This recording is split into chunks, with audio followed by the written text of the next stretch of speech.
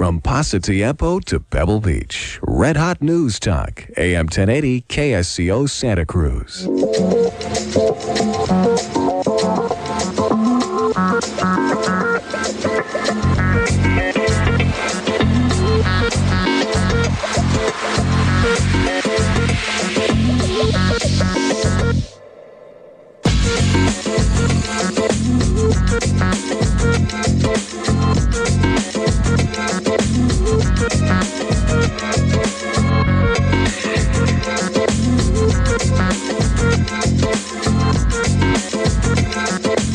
Good afternoon, everyone. You're listening to AM 1080 KSCO Santa Cruz. It is 4:13. You've got to tune into the right spot because we haven't.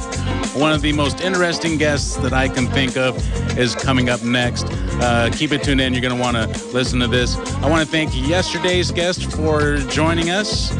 That is always good.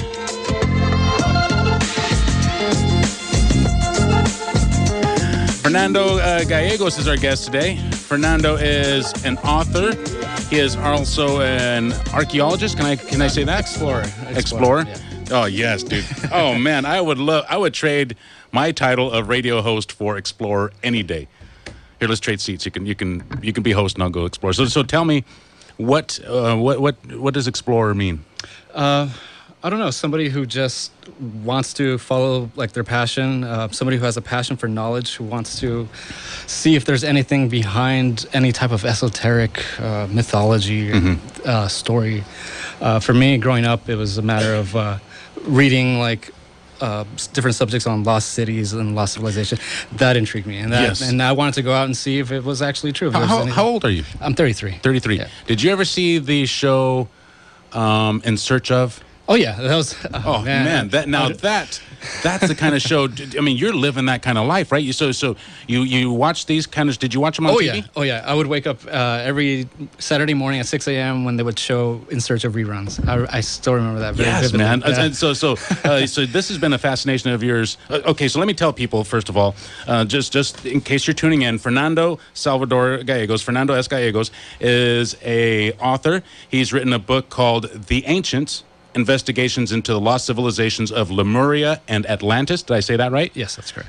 Lemuria, is that in Mount Shasta? On Mount Shasta? Under Mount Shasta? Lemuria was supposedly a continent that was once attached to California and extended across the Pacific Ocean. So all that territory. We're going to talk about that today? Yeah, sure. We're going to talk about a lost city of Mount Shasta? Was there? We could talk about that, yeah.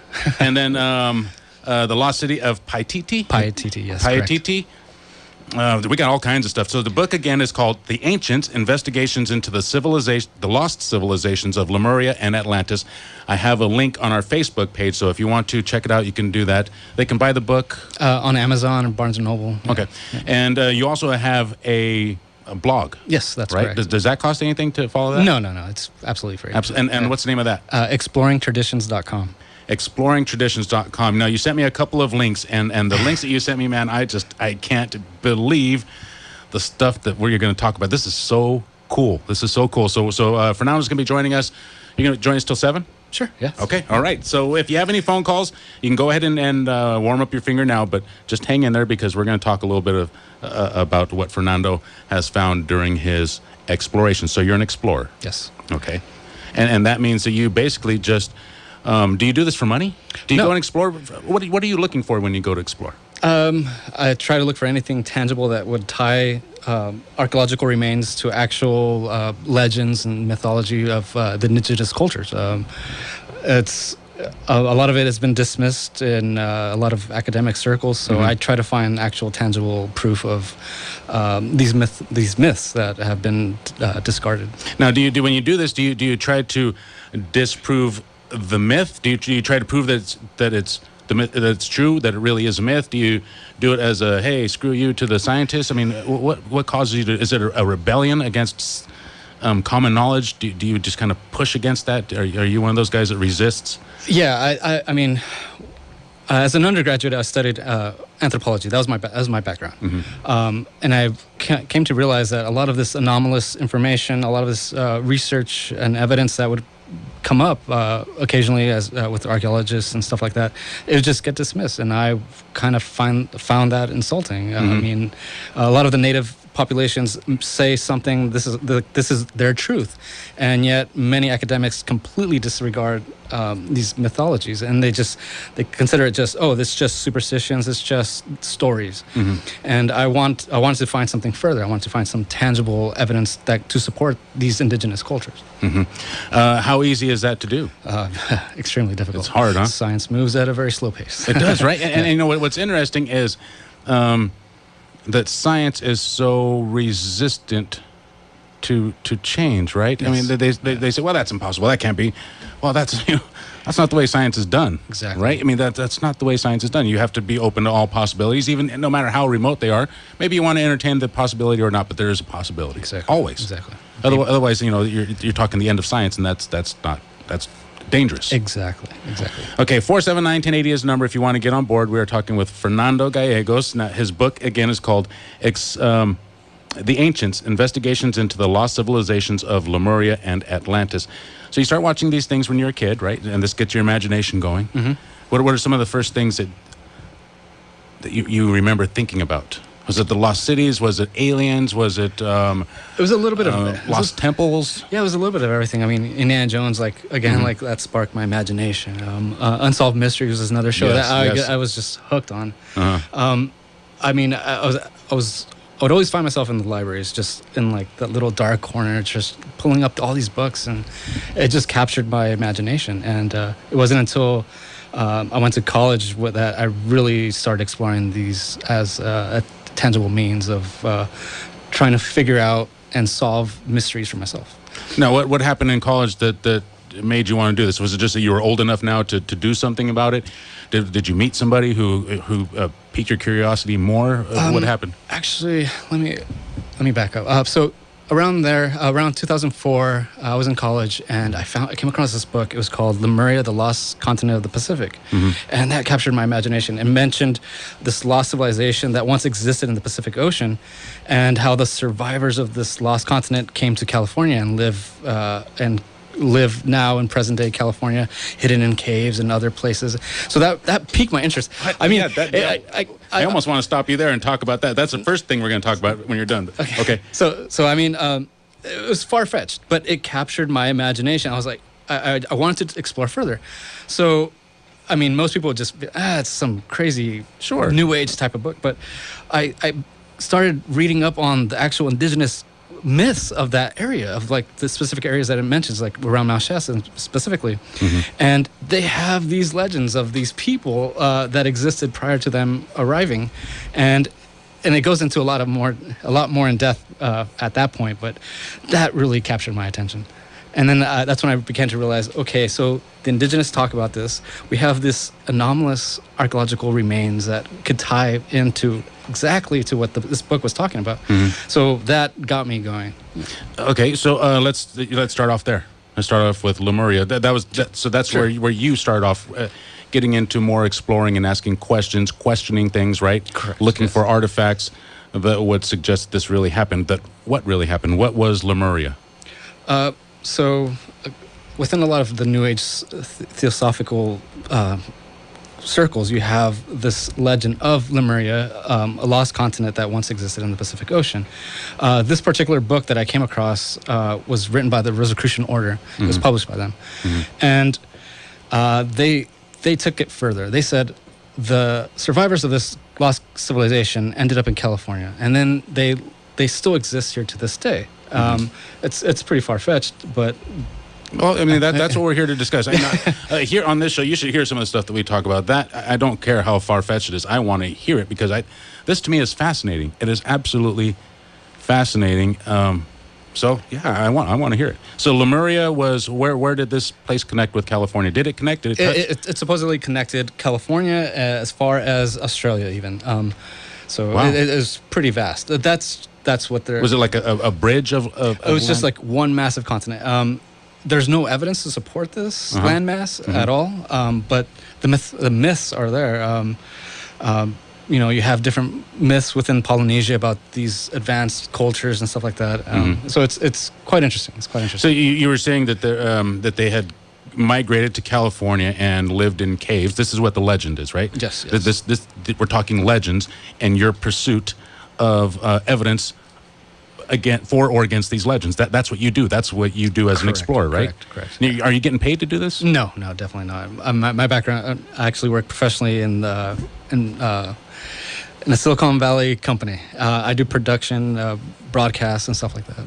So you're out there. You're looking for evidence, one way or the other, about these legends. Not necessarily myths, right? Because myth means that it's not true, but kind of this like Santa Claus, right? Everybody believes, but it's not true. So you're looking for evidence of these legends. Correct.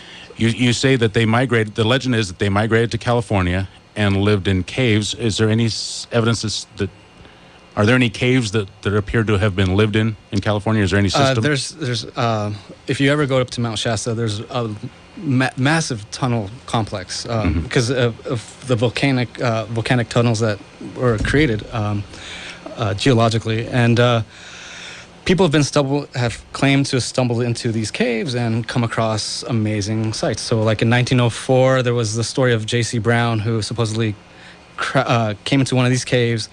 And after several miles of going down into this cavern, he came across these giant skeletons and all these other remains and gold artifacts and things of that sort. He tried to later go back in the 30s with an expedition team, but he vanished right before he was supposed to set back in. He vanished? Correct. And this was I think in Merced or Modesto, somewhere around there. He just completely vanished. The whole team was waiting for him. He had. What do you think happened? Do you think he just said, "I'm not going to take all these. I don't want to cut these guys in." Somebody kidnapped him. That's what one of the theories was. Because the knowledge, I mean, that's worth a lot. So the main speculation regarding it was that he ran off with everybody's money. Like, oh, here, invest in me. We'll go explore together. But the truth is, he didn't gain anything from it. He didn't, not even a cent from anybody. Wow. He just disappeared. So that's quite interesting. There's several other rumors of other caves, like in Death Valley, where people claim to stumbled into these vast chambers where they find this advanced technology and stuff like that. So I mean, okay, we'll talk about that. Let's finish. Let's finish talking about Lemuria and Sure. Mount Shasta, because we'll concentrate on one region at a time. Sure. And this is I think the best way to have more fun with this topic.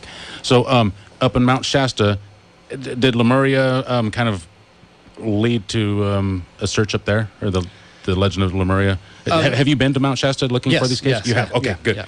Good. So what did you find? Did you find any caves at all? Yeah, there's caves. There's really? There's plenty of caves you could go visit. And do they let you walk in? Yeah, they let you walk in. Supposedly these caverns are pretty vast, so you have to be really careful where you go, because you could dangerous. Yeah, they're dangerous. Yeah. Yeah, and that does make sense that you would find ancient civilizations there. I mean, because that's like a house already built for you, right? Yeah. You just go in there, and I'm sure the temperature stays kind of moderate, one way or the other. So there are caves there. Did you go into any of them? Yeah. I went into a few of them. There's just nice little caverns to go visit. I wanted to go in further, but you just can't. It's too dangerous. There's some people that are pretty crazy. They go in all the way, but no. Did you talk to anybody out there who has heard of or who had found anything themselves I've of heard interest? several stories while I was up there. What did you hear? That they've come across like different chambers and doors and stuff like that, and I'm really skeptical about it. There's a lot of like new age type of people up there that claim all this. Here locally, where are you from? San Jose. So you're from San Jose. Okay, so here locally, I have a few legends here locally too that I can discuss with you. So we're going to have some fun. One of them that I wasn't planning on talking about was brought up today. I had heard it only once, and I thought the guy was crazy. And somebody, I went walking with Mark Hastings. He's an author of a book here that I had earlier. He was telling me about the lost train in Nizheen Marks, right? Nizheen Marks is a pretty big state park up here in Santa Cruz County. It's a huge park. I mean, park is not the word for it. It's huge. And supposedly there is a train up there in the mountains, and I don't know what the heck it's doing up there, but he mentioned it today, and I stopped him and said, "What are you talking about?" And he said that yes, there was a train up there, but it did get lost and got disassembled, and I don't know what happened to it, but there is a train up there in the mountains, which is just weird. Nice. Yeah, and so you hear things from people. That's correct. And you think, oh, this guy might be nuts, but maybe he's not. Yeah. Right? I mean, maybe he's not. I've only heard it twice ever, and I've talked to lots of people about hiking through these mountains and stuff. I've only heard it twice. There's always a grain of truth somewhere out there. Behind every story, there's always a small grain of truth. So what are some of the other legends of Mount Shasta? So did you find anything? Nothing crazy. It's just a matter of exploring. No drawings on the caves, No. nothing like that. Was there any evidence that something had existed there? No, I mean, okay, nothing of that sort. Okay, just the stories. What really fascinated me was studying what the anthropologists wrote on the actual myths of the indigenous people in that area. The anthropologists that were moving into California would document all these stories, these ethnographical stories of these people, and they would just get put away. What does ethnographical mean? Stories of the people. So it's like National Geographic type so if I'm films? If I'm an anthropologist, I go in and I record directly what you're saying, what your perspective is, your mythology. So they had all these stories recorded, but they were just basically put away. They were just recorded and stored away because at that time, after the gold rush, a lot of these tribes basically diminished. And so these anthropologists were moving in quickly trying to record all these stories. And one of the stories that really captured my imagination was that of the Woge or Wogas people. And they're described as white-skinned and very tall and very elegant, very elegant people. And they were seen almost as these mystical, god-like people. When you say very tall, are you talking giant? No, Tall? just a little bit tall. Okay. Yeah. Okay. It was very vague in terms of the height, but the bottom line was that they were white-skinned. And according to their myths, when the indigenous people came down from Beringia, swimming Beringia downward, they would come across these people, and they lived in harmony with one another. And then at some point in time, before a great flood, quote unquote, they got together and they took off, never to be seen or heard from again. They took off to the far, according to them, they took off to the far north and to the west.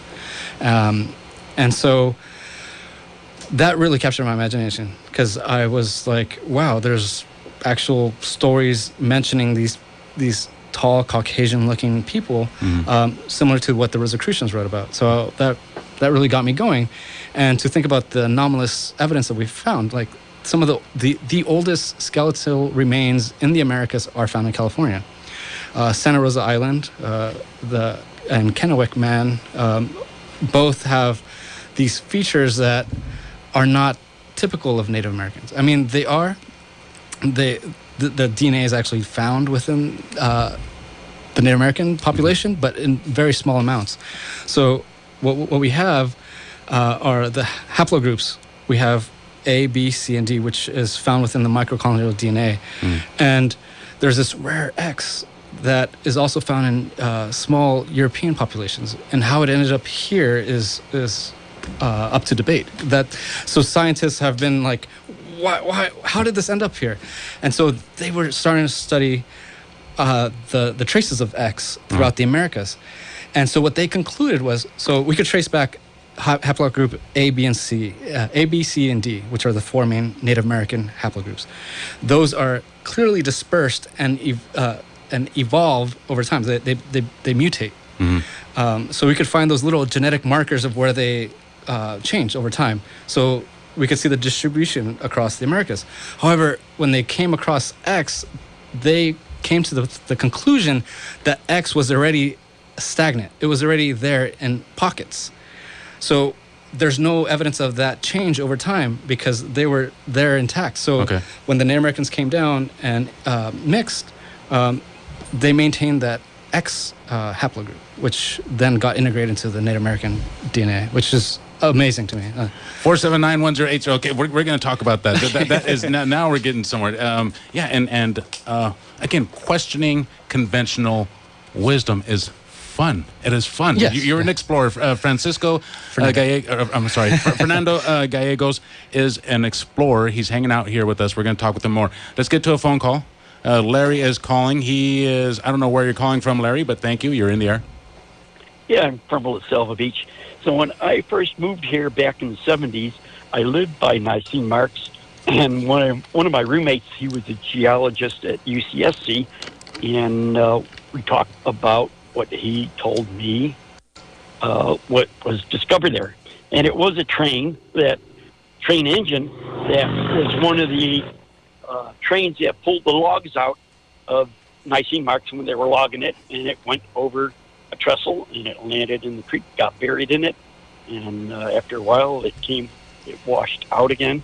They found it, and I guess either got buried again or they took it away, but that's what its history was. And they also found a mastodon skull that was buried in the creek, and that was displayed in the Santa Cruz Museum for years. That is awesome, man. Thank you for your call, Larry. 479-1080-218-5726, DM at KSCO.com. So there's a little more. I guess the legend of the train in the Santa Cruz Mountains is true. It fell off a cliff, got washed into the river, and that does happen a lot, right? Sometimes things get washed into a river, they get covered up, and then they find them, and they're covered up again, and this stuff happens, right? And so we're going to talk about your search for lost cities, too? Yes. All right, dude. All right. 479-1080, DM at KSCO.com. Fernando Gallegos is joining us. Sorry about that. If you want to check out his book, again, you can go to Amazon, or you can check it out on our Facebook page. The book is called The Ancients, Investigations into the Lost Civilizations of Lemuria and Atlantis. Check it out. We're going to break for local news, traffic, weather. Keep it tuned in. We'll be right back.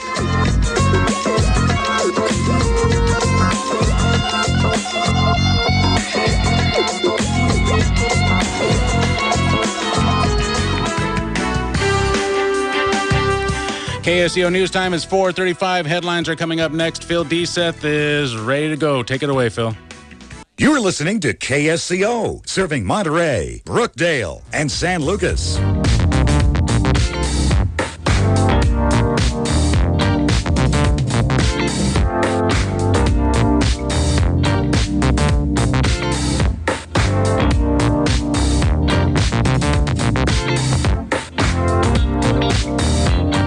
Or 479-1080. You're listening to Flight 1080 KSCO Santa Cruz. There's traffic everywhere out there. If you're stuck in traffic, there it is. There it is. Good news here is that there's no major incidents, so just give it some time. Speeds will pick up. Keep it tuned in to KSCO Santa Cruz because we have some interesting topics for you. Again, Fernando Gallegos is joining us. I want you to check out two things. I want you to check out his book. Go to our Facebook page. You'll find links to both. His book is called The Ancients, Investigations into the Lost Civilizations of Lemuria and Atlantis. And his blog is called exploringtraditions.com. And this is, I like to, well, actually, I don't like to read too much because I like to watch movies better. Who doesn't? But your blog is great. So you can only watch a movie once and you've seen it. Right? You can read a book once and you've read it. But this blog is like fresh material. I mean, it's idea after idea, and it's just great, man. So you read this thing, and for a day, 2 days, your imagination just runs wild. This is great stuff. It's called exploringtraditions.com, right? Mm-hmm. So they can go there and read this stuff for free. Can they find a link to your book there, too? Yes. Yeah. Okay. Yep. Exploringtraditions.com. The book is called The Ancients, Investigations into the Lost Civilizations of Lemuria and Atlantis. Okay, so let's keep talking about Lemuria. So you think, given the description, that maybe it is more likely that it was what you called Beringia, right? Yes. And this is what connects Russia with the United States by Alaska. Correct. The Bering Strait. And the Bering Strait. Within that area, it used to be a large landmass, and it was actually quite warmer at the time. It was like a lush paradise. And when you follow like the descriptions of like the Aztec Aztlan, they always said it was to the north and to the west. Same thing with many of the indigenous tribes within California. They say that their origin was into the far north and west, like Chichikoth and things of that sort. So it matches up the description with the description of where these native populations actually originated. Okay, so we know that land mass up there it's pretty cold up there. Yes. And you're saying that it was lush at the time that these legends were supposedly happening. Correct. It was lush, so it wasn't frozen at that time. No. Yeah. there's a lot of evidence to actually support that it was a lush paradise at one point in time. Was the whole region or like that, or was it just that one spot that was unfrozen, almost like God had put it there? Do you find any evidence of God, by the way? You mentioned the Great Flood. We're talking about Mount Shasta, and you said that a great flood had occurred, and these people, these light-skinned, these tall, light-skinned natives, got in boats, and they took off to where? Back to their homeland. So the native cultures say that they all got together, all these populations, these tall, white-skinned people, got together and left to the far north and to the west. However, there's a continuation of the same legends that state that perhaps they disappeared into the rocks, into the mountains, into the streams. And they're always going to be there until one point in time when they're going to return and bring back peace to the entire world. So when the Caucasians the actual gold miners started coming into California, they thought it was them returning, and they opened their arms to them, and they took advantage, and the rest is history. And so that's a great misfortune, and many of the tribes were long awaiting their eternal return, because it was supposed to bring they're seen as mystical people, right? Yeah, I could see that, almost godlike. So they were thinking, it's going to be peace once again. Peace is going to reign once again, and and didn't turn out that way. Exactly. And then that correct me if I'm wrong. I didn't study any of this stuff. I've read books and watched TV shows, but didn't that happen quite frequently? I mean, hasn't that story played out several times where they see light-skinned people getting off a boat and they said, "Holy cow, these are different from us," and almost treated them like as if though they were gods or something like that, right? Yeah. And that's a very common theme. So so perhaps what is it about? Why do they associate that with some kind of supreme being or some kind of god? So if you take, for instance, like the legend of Quetzalcoatl with the Aztecs, or Culiacan. I can't remember. I can't remember off the top of my head. Okay. But with Quetzalcoatl, he was seen as very godlike and tall, bearded, and white skin.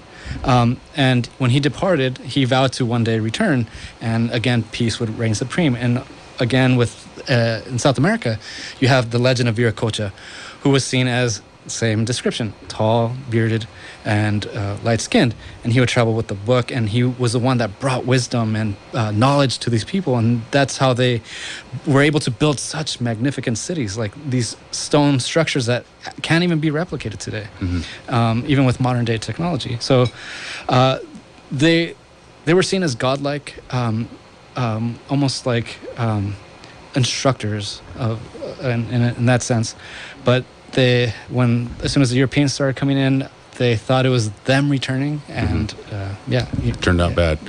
Okay, 479-1080, 218-5726, exploringtraditions.com if you want to find out more about Mount Shasta and Lemuria. This is more of a continent, right? Lemuria? Yes. More of a continent. And your trip up there. So you say you didn't find anything really significant or earth-shattering, right, up in Mount Shasta? No, definitely not. Legends, though? Yes? No. Just, I started talking with a lot of the people.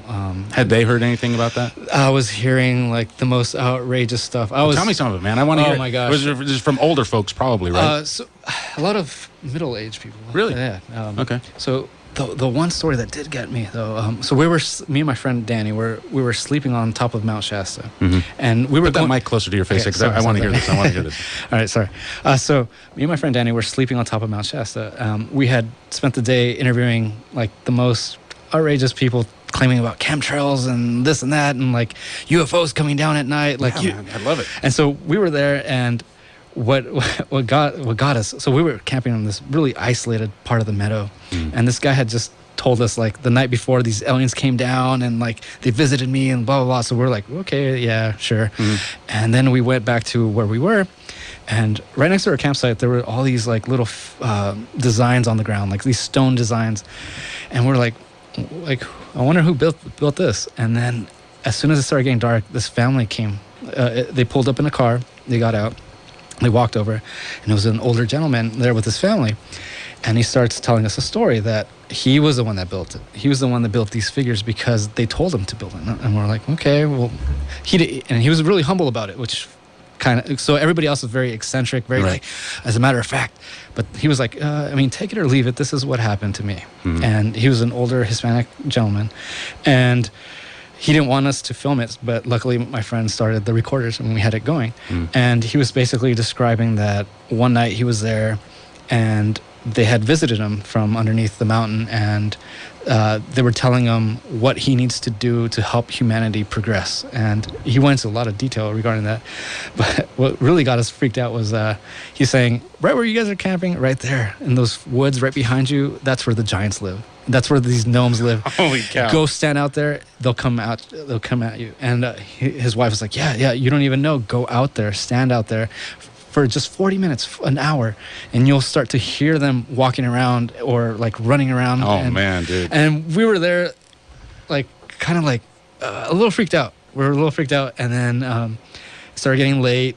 We had our fire going, and then all of a sudden this weird white object just flew through the trees, and we thought it was like an owl at first, but it was like zigzagging through the trees like I can't even describe it. It was just zigzagging like a little orb, and it flew right past us. And my friend Danny threw himself off the hammock, and we were both like, "Oh my God, what was that?" Because it almost hit us, and we thought it might have been an owl, but it was like this orb-like thing. And I mean, as skeptical as I am, like that kind of like shook me up, and we're like, all right, let's sleep in the tent tonight. Do you have any idea what it was? Any? No. I could have been. Do you think it was something supernatural? Do you think it was I couldn't. Was it an owl? It could have very well been an owl, but it was just the way it maneuvered through the trees in such a dramatic, exaggerated motion. I don't think it could have been an owl. 479-1080 DM at KSCO.com. That's so. He was saying that there was giant gnome-like creatures. There were giants and these little gnome-like creatures right in the forest behind us. What are some of the and I don't want to say craziest things, but yeah, what are some of the craziest things you heard? I mean, do you deal with or have you heard legends of shapeshifters? What's the one in American? The Skinwalker? The Skinwalker, right? The Navajo.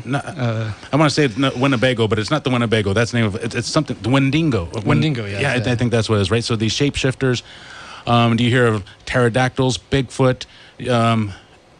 You mentioning those guys living in the caves is the closest thing I could think of. That's pretty. Yeah. So a lot of the people's the legend is that these people actually live in the caves underneath Mount Shasta, and so they come up to visit specific individuals, and there's movements, there's whole cults based around this idea, this principle. Yeah, I know. So like you have like the Lemurian Fellowship, the I Am movement. They all claim to have been visited by these advanced beings that live within the mountain. There's absolutely no evidence to support these beings, but this is part of the cultural movement and these spiritual ideas that perpetuate it, and so that captivates me. Even though there's no evidence to support it, that's part of the human psyche. That's what exploring's all about, right? Exactly. And that's why you do it. You're an explorer. Dude, I envy you. How do you get the time to do this? I mean, how much time does it take to go on a journey? Let's say you want to go to.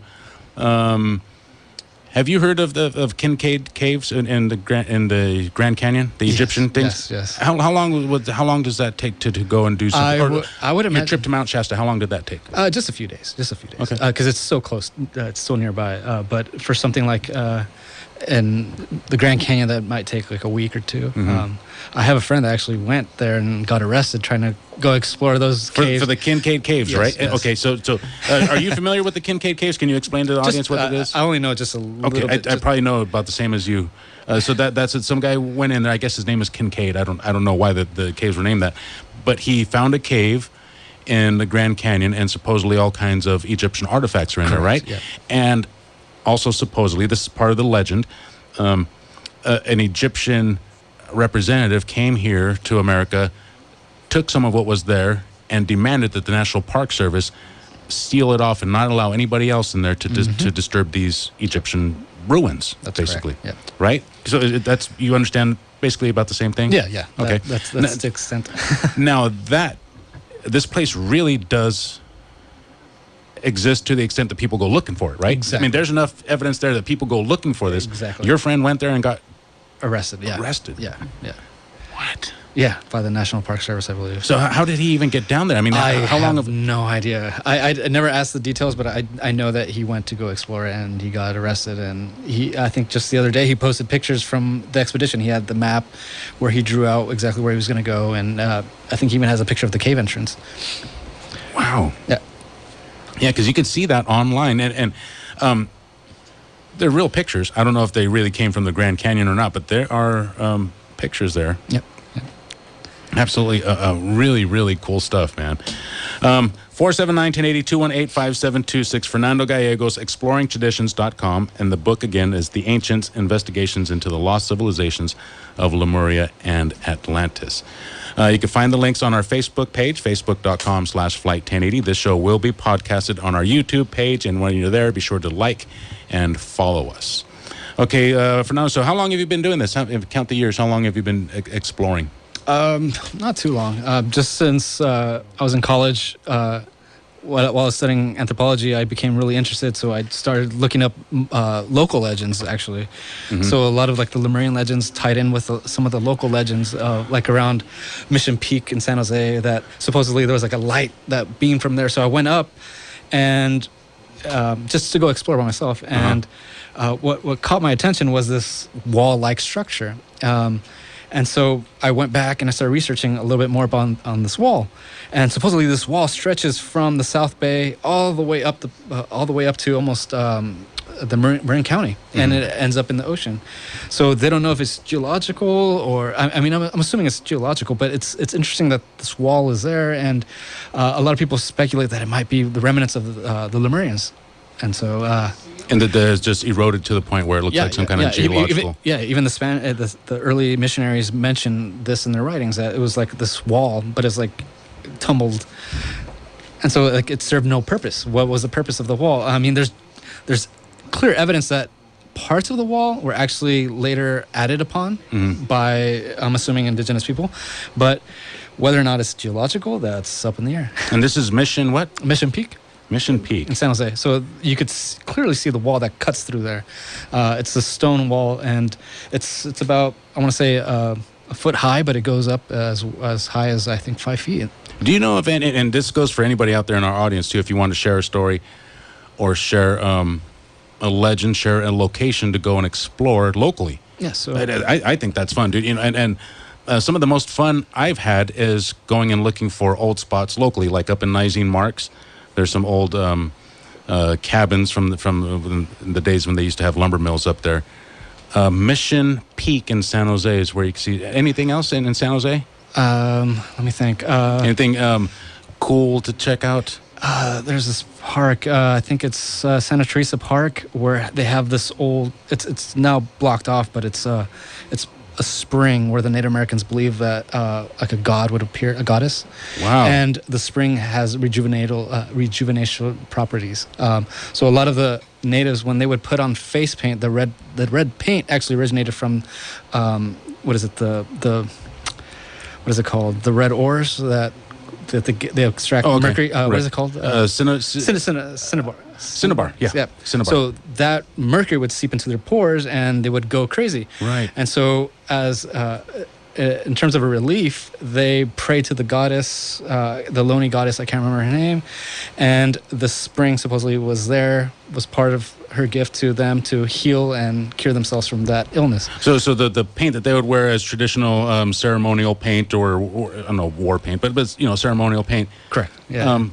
Would drive them crazy, right? Yeah. So it had the mercury in there, which affected their brain. Exactly. Just like the Mad Hatter, Yeah, right. The Mad Hatter, right? It's the mercury that affects your brain. So they believed this well had spiritual properties to help cure themselves from that craziness. Yeah. Did they have any idea that the craziness was coming from the paint, or they just? I don't think they had any idea. No, because they kept. And where is that? That's in Santa Teresa County Park in South San Jose. Santa Teresa Park. Wow, dude, this is great. I love this kind of stuff, man. That is fantastic. 479-1080. Let's see what Kenny has to say. He's calling from Salinas. If you have any suggestions, local places to explore, I would like to hear them. Have you explored any places in Santa Cruz County? Not too much. Not too much. Yeah. All right. Any ideas out there? We would love to hear them. Kenny is calling from Salinas. You're in the air, Kenny. Yes, Mr. Michaels, sir. I just have a question for your wonderful guest, and I just want to know if he'll be straight up. Does he believe that there is such a thing as the Bigfoot? And I'll take my answer off the air. Thank you. You want to answer that? Certainly, Sure. it's a popular legend, right? And it's not just one culture; it spans many cultures. Yeah. So there's this amazing book written by, I believe she's an anthropologist that worked in the Central Valley. She documented all these incredible legends of these giant creatures that lived in California, and the extent of these legends. Mentioning this hairy man beast that would kidnap people and take them back. I want to believe. I really do want to believe that there's something out there. There's a tribe, the Yoka tribe in Central California.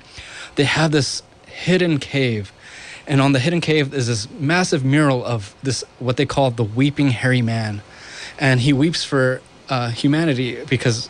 According to the legend, that he tried to approach people, but he was so hideous that he had to retract himself from society, and he had to spend the rest of his life alone. And so that's part of the legend. But you see, like this ancient painting of this hairy man beast, and there's a whole legend stemming from that. And I mean, I really want to believe. I want to see more evidence. Like that would be exciting to go find. That's exactly the way I feel too. I want to believe. I have this conversation with my kids, especially my daughter who's 10, right? And I think that you are. I envy you, because you haven't lost that curiosity that comes when you're a kid, right? Exactly. You haven't lost that. That's fantastic, dude. You could hear it in your voice. You could see it in your eyes. You still got that young. Curious spark, which is fantastic. My daughter, I have this conversation with her, and we talk about Bigfoot, and I want to believe, and I want to tell her that's true, but if you think about it, if it's a physical being, there's just no way. There's no food source out there. There's not enough water, right? Yeah. Now, if it's spiritual, I don't know. It could be, and I have no idea, then all bets are off, right? Because it doesn't need to eat, doesn't need any of that stuff. It would also explain why they haven't been captured. It would also explain a whole bunch of stuff, why they haven't been shot, why they haven't been captured, it would explain a lot. So the same time I went to Mount Shasta, right before I hit up Mount Shasta that one time that we encountered that weird thing.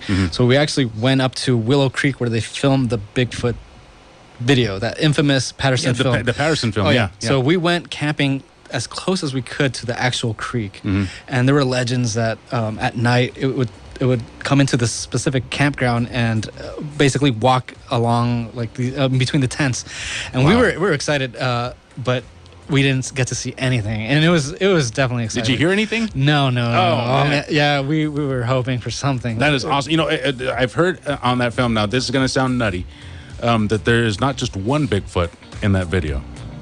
If you slow it down and look at it, you will see a group of Bigfoots in the bushes that are watching this one, and so she's walking back to the group that is in the bushes, and they say if you look at the film, it's there. I don't know.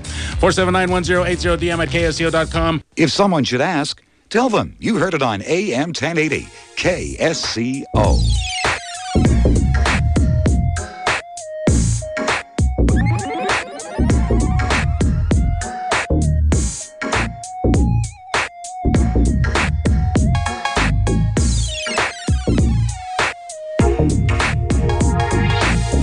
You're listening to AM 1080 KSCO Santa Cruz. 831-479-1080 is the number. 831-218-5726 with your text messages. DM at KSCO.com with your emails. Be sure to check us out on Facebook, Twitter, and YouTube at Flight 1080. Our guest is Fernando Gallegos. He is author of the book The Ancients, Investigations into the Lost Civilizations of Lemuria and Atlantis. Also author of the blog exploringtraditions.com. You should really check that out. There's a lot of fun stuff there you can check out for free. But again, we want you to check out his book as well. You can buy it on Amazon. You can find a link there at exploringtraditions.com, and we have it on our Facebook page. You can get this book. What's the cost of this book, Fernando? It's $15.99. 15? Yeah, 99. Wow, that's great. That's fantastic. $15. Yeah, I would highly recommend this book. Again, it's called The Ancients, Investigations into the Lost Civilizations of Lemuria and Atlantis. Go to our Facebook page and you'll find a link there. Okay, let's get to a phone call, and then you and I will keep discussing We'll start talking about how about the lost city of Paititi? How do you say this? Paititi. Paititi. And that, you were telling me, is a lost city of gold? Yes. All right, man. Okay, we'll talk about that. Let's get to JD's call. He is calling from Salinas. Thank you for your call, JD. You're in the air. Hi, Dave. You got another great program. Well, thank you. I listen a little bit every day. Thank you. I have 3 points I want to make. One, have you been to the Bigfoot Museum in Boulder Creek? I have, yes. Yes. Well, I just wanted to be sure to remind everybody it's there. And you were asking about places for you to go in Monterey, in Santa Cruz. That's a This place. is not exactly Santa Cruz, but be sure to explore Nicene Marks Park. There's a lot there that most people don't know about. Mm-hmm. Yeah, I was... Go ahead. Go ahead. No, you go ahead. I listened yesterday afternoon about the rent control thing, and I so much wanted to make a comment, but I was too busy. I'm reminded of what an old president of General Motors said, and I've kept it as a motto. He said, if it's good for General Motors, it's good for the country. So my motto is, if it's good for JD, it's good for the country. All right, So you JD. keep that in mind when you're supporting the rent control ideas, and also keep in mind that the opposition is thinking the same thing. And encourage your people to get out there and vote one way or the other on it. That's all I've got.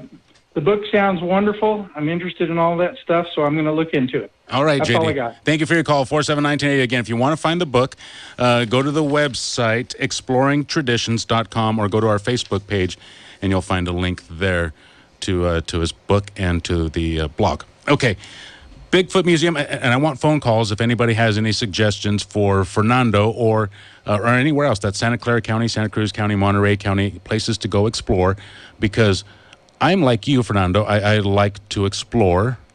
I don't call myself, I guess I'd call myself an explorer. I just don't go travel too far. But sure, what's wrong with exploring? Like you said, Nicene Marks, there's evidence of the old logging mill days. I mean, it's still there. You can find ruins there. You can find nails, railroad trestles. You can find all kinds of stuff up there, and it's still up there. It's great. It's fun. He also suggested the Bigfoot Museum, which is really cool. Have you been there? Oh, yeah. You have been to the Bigfoot Museum? In Felton, yeah. Yeah, in Felton. That's a great one. Let's see, 479-1080. Any other places you would suggest? We'd like to hear. Okay, Fernando, the lost city of Paititi. Did I say it right that time? Correct. Paititi. Yeah. Paititi. You were saying it is also known as the City of Gold, the Lost City of Gold. Yes. Right? A lot of people associate it with the El Dorado myth as well. So. El Dorado, what is that? I always thought it was like a golden statue, a golden man. So yeah, the actual legend originates from when I think it was the chief elder would cover himself in gold dust and immerse himself into the waters of a specific lake in modern day Colombia. But for the Spaniards, they started interpreting that as like a city. I don't know how it came about. They assumed there must have been more gold, and this whole legend of El Dorado sprung out from that one ritual. And over time, when they started invading Peru, they started hearing a legend of Paititi, and the two legends kind of merged into one. And so are they? They're both the same, El Dorado and Paititi? To some people, I don't think so. They're two independent myths, but for many of the Spanish conquistadors, it kind of merged into this one mythology, or this one common story. Mm-hmm. And where is Paititi? Where is this located? To the Amazon jungles east of Cusco in Peru. So this is actually in the Amazon? Yes, yeah. Deep in the heart of the Amazon. And then how did you find, how did you go about looking for this place? It's a long story. So when I was in college, I was studying at San Jose State University, I had the opportunity to go study with the Quero. The Quero is an indigenous nation that lived fairly isolated up until the 1950s, when anthropologists started interviewing them and started...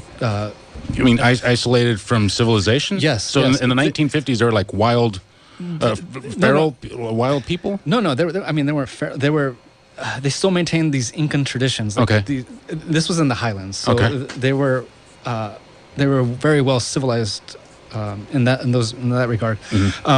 But they lived fairly isolated away. I mean, they became part of incorporated into a hacienda system, but they still maintained the intact Inca traditions. According to legends, and this is where it gets weird. According to legends, when the Spaniards started ransacking Cusco, the Incan capital, the high priest fled into the mountains, never to be seen or heard from again. And many believe that the community of the Quero are the descendants of those high Incan priests. They're part of the continuation of that lineage. And so because of that, they maintain a lot of the sacred mystical traditions that originated with the Inca. We were talking, I think, off the air about a tribal elderman that was held for ransom, right? So it was the Incan Empire got divided between two brothers during a civil war, and that's why the Spaniards were so easily able to conquer the Incan Empire, because two brothers were fighting over the throne. They captured the Emperor Atahualpa, and part of the ransom was in exchange for the gold. So, how to explain this? The Spaniards kept Atahualpa locked up, and in exchange for his freedom, they had to fill 3 chambers of gold up to the brim. And as the gold was being diverted from the main Incan capital, they decided to kill him anyways.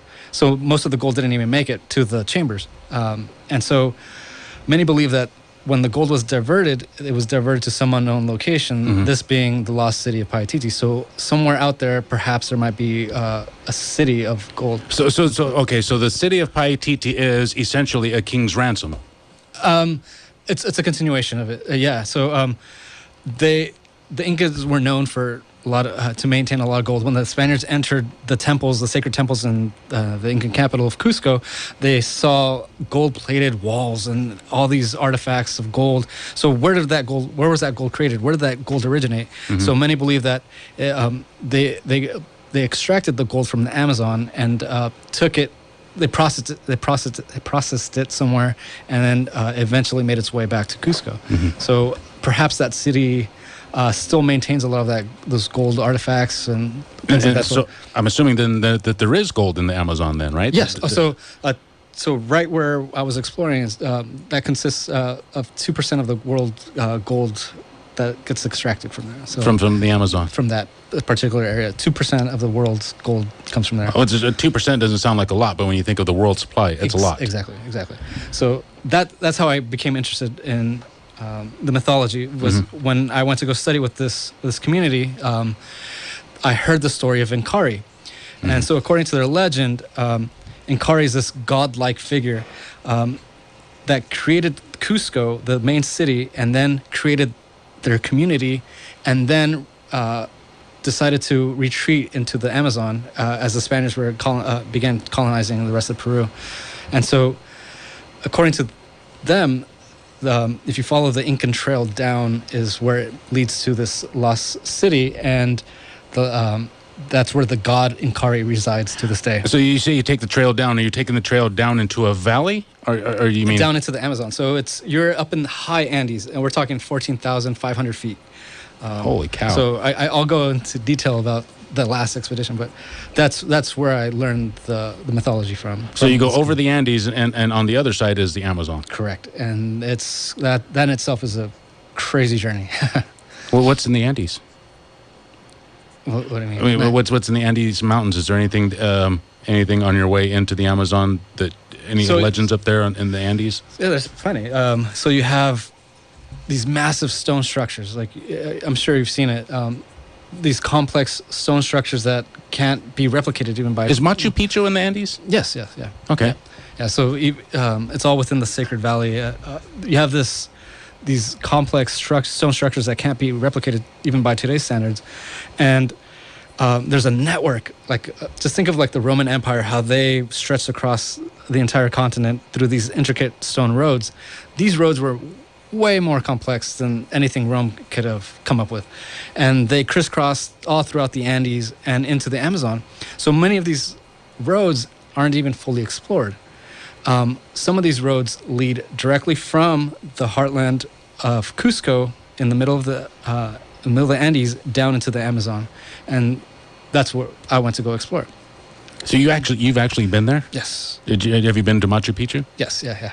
What is it like? Is there did you get any kind of weird feelings? Any kind of spiritual feelings? The first time I went, satisfaction. The first time I went with the actual Quero elders. We went to go perform a ceremony up on top of Machu Picchu, and that was quite a spiritual thing. The second time I went, it was just so overcrowded with tourists. Like you couldn't really enjoy it. Everybody's taking selfies and things like that. So, yeah, it was a shame. But so after that first excursion with the Quero, and we went to the different archaeological sites to learn how they used it in ancient times, because they are the holders of this secret wisdom. And so they taught us, like, this is what we used it for, this is what this specifically means to them, and we learned that.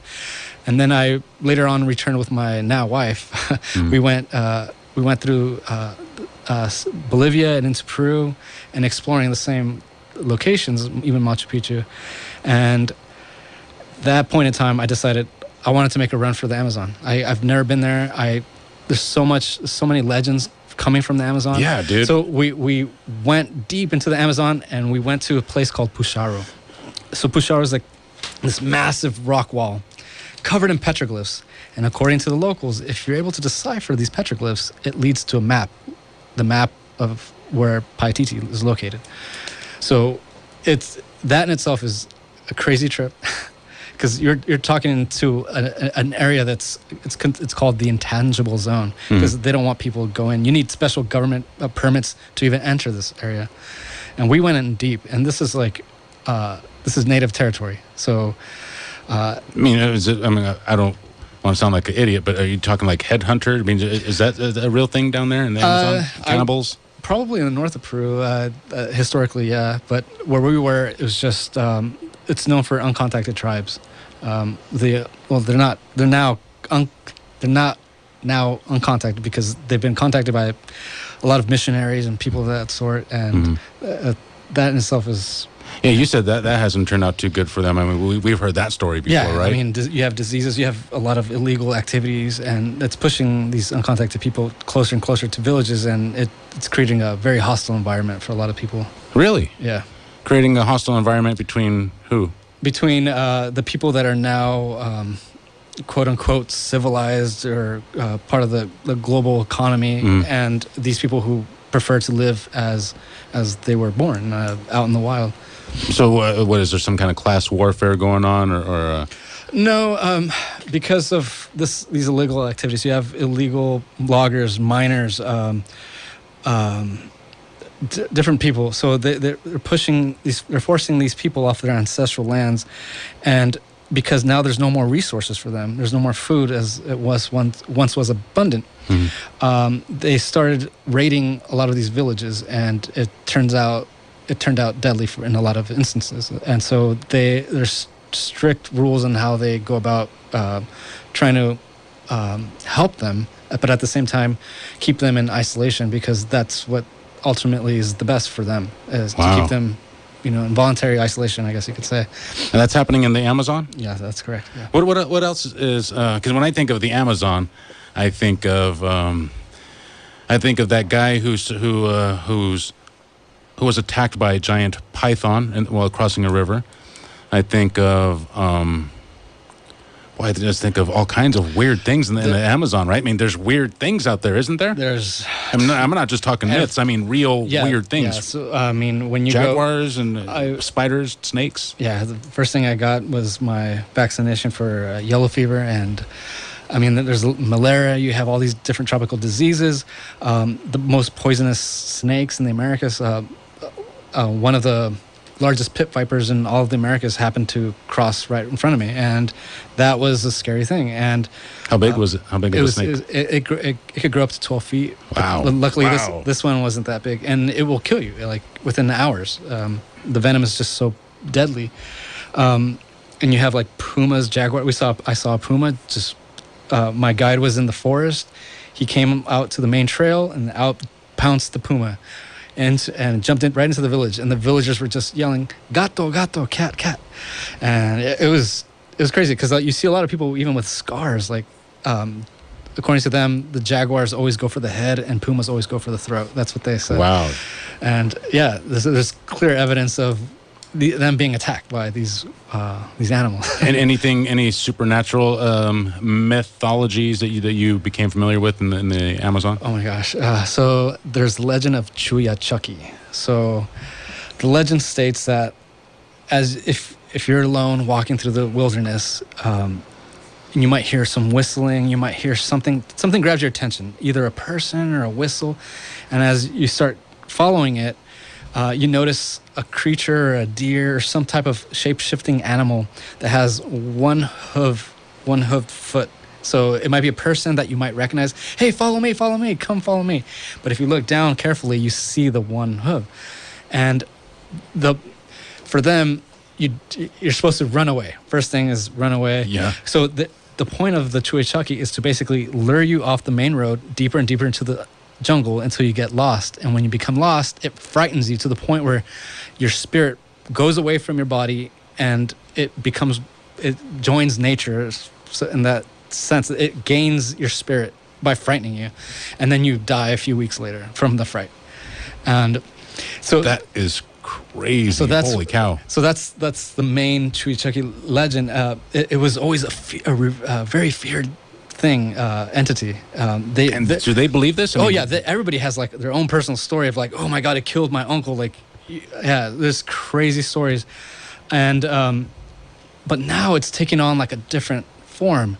Now it's seen as like the protector of the Amazon. It's seen as a protector of the jungle because the jungle is being dramatically deforested in this area, and all these loggers, these illegal loggers in the area, are telling stories of seeing the Chuechaki. So they think of it now as like the sacred guardian.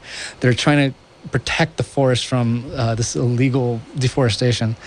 It's almost as like the enemy is my friend, right? Exactly. So this guy's going after these guys, these loggers and stuff, the invaders, going after them. That's great. We love him. He's on our side now. Exactly. So this thing again, the Chuechaki? Yes, Chuechaki. Is any life form, but it has a hoof. That's the one giveaway, right? Yeah, This thing has a hoof. Yeah.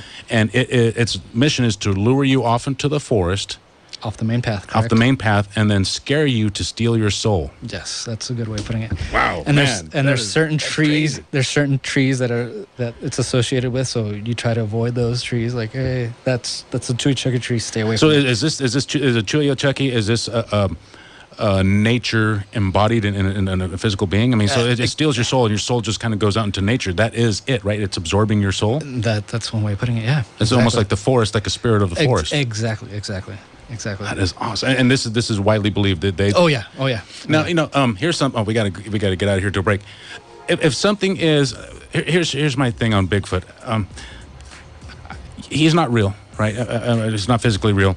But does it matter when people believe in it? Does it really matter whether or not it exists, right? I mean, for all intents and purposes, it exists. I mean, if you're going to go out there and get scared to death, and they call it, the Chuechaki or whatever they call it, does it really matter to you because you're dead, right? I mean, does it really matter? If people believe in it, it's real. It's almost like it gets the boost that it needs to become reality. Exactly. Right? Exactly. 479-1080-218-5726. It is 5:33. Phil Deeseth is standing by with your headlines, so we're going to let him do his thing. KSCO.com. News, traffic, weather, podcasts, and more, all right there. Be sure to check it out. Also, be sure to check out our Facebook page. You'll find the book and the blog from our guest, exploringtraditions.com. KSCO headlines, 5:34. Here's Phil. Thanks for listening to AM 1080 KSCO.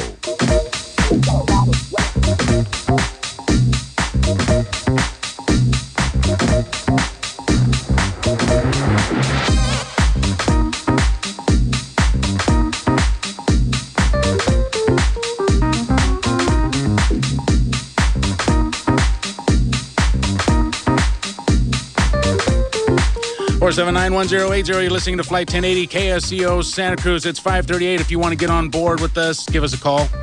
Send a text, 218-5726. We're hanging out with Fernando Gallegos, exploringtraditions.com. The book is called The Ancients, Investigations into the Lost Civilizations of Lemuria and Atlantis. And again, that is super cool. The book is $15-16, you said, right? Yes. Fernando, that's super affordable. The blog, though, is free, and you can find right now, go there and find stories of all the stuff that we're talking about, right? Oh, yeah. So the stories I saw out there were the Mount Shasta. These are people living under Mount Shasta, right? Correct. So these are legends, again. Legends, yeah. These are legends that you go and explore, right? People living under Mount Shasta, the lost city of Paititi, Paititi, correct, and that is the lost city of gold, right? Yes. Now you say this is gold that was left over from paying the ransom, right? The guy got killed, the king got killed, and the ransom didn't make paid. Yeah, exactly. And that's what this city is. Some part of the gold could be part of that ransom, but it could very well be that there was a stash of gold prior to that as well. You know, in down in Carmel, there's a mission. Oh, I think it's still there. Not a mission, but the Carmel Church, a very, very old church. The remains of Junipero Serra are there, and the legend is that there was a pirate. I don't remember if it was. I don't remember his name, but a pirate had come to the Monterey Bay. They saw him coming, and they went to the church and got all the gold out of there. Got it all out of there, stashed it all in the hills. When nothing happened, thankfully, the church was fine. Nothing happened there. When the pirates took off, they tried to go and find all the gold, but they couldn't find it all because it had just been stashed so sparsely and so well. Legend is that some of it is still out there in the surrounding hills out there by the church. That's really, really cool, man. So you went out. You go. Where's the closest place you've been to explore?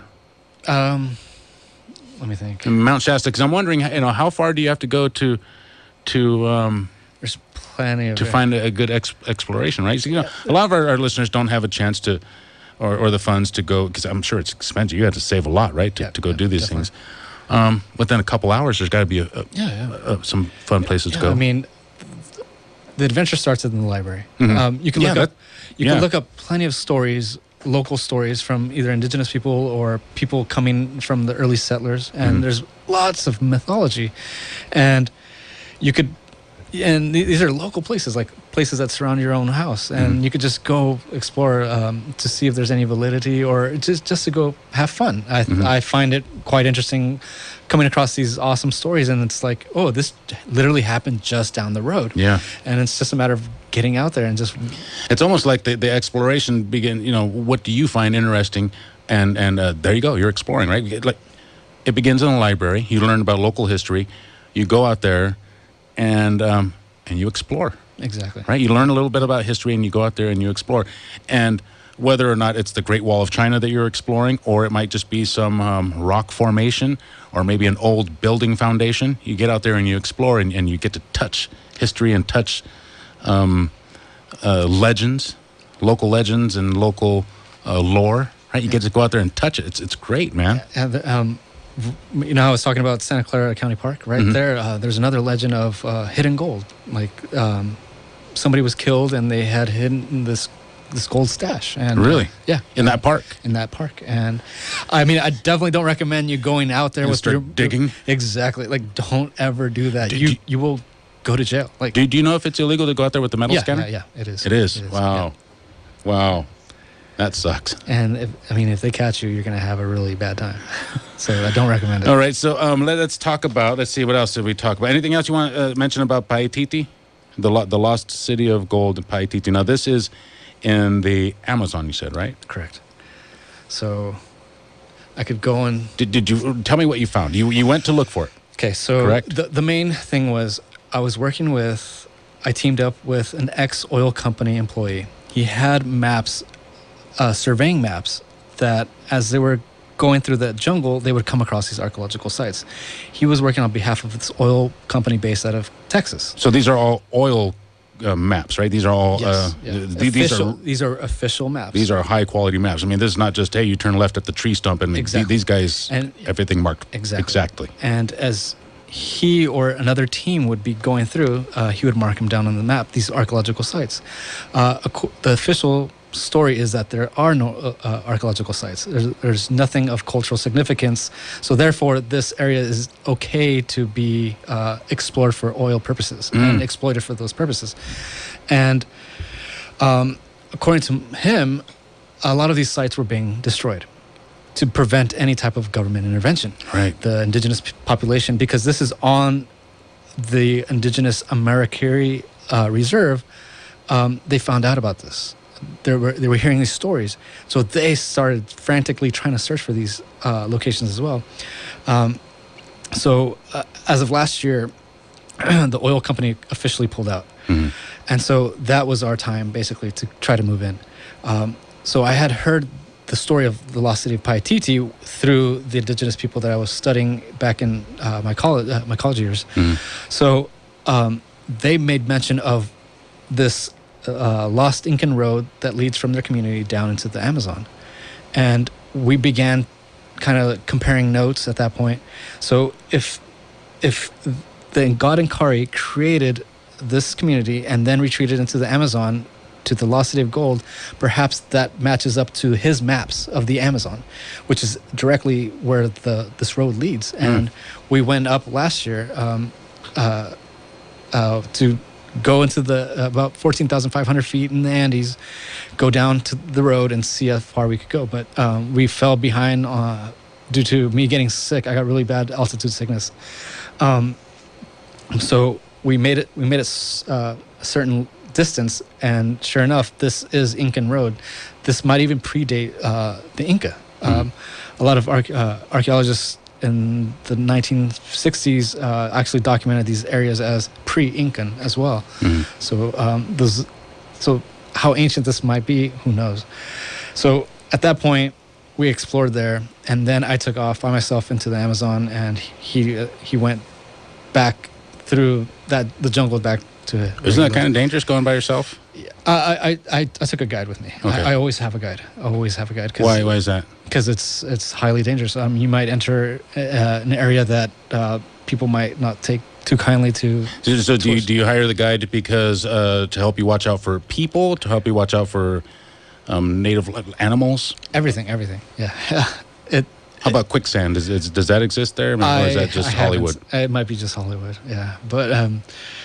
One of the villages that I visited was it was called Shipitari, and it was on the border of Manu and the Maracay Reserve, and that's where the uncontacted tribe, the Mashco Piro, were located, because they were being pushed by these illegal miners and loggers, and so because they have dwindling resources, they had just recently gone into the village and killed a young man, and it was quite tragic. And this is a common theme, and so they had people patrolling the village 4 times a day, I believe, around the village, just the perimeter, to make sure that they haven't tried to encroach and basically try to take stuff, food, and pots and pans and things of that sort. But it's dangerous, and so. Going there and not knowing that, you could be at great risk. Yeah, you could walk into the wrong situation. And so that's why you need to go with somebody who's well versed with the people and the situations, and is able to actually diffuse the situation.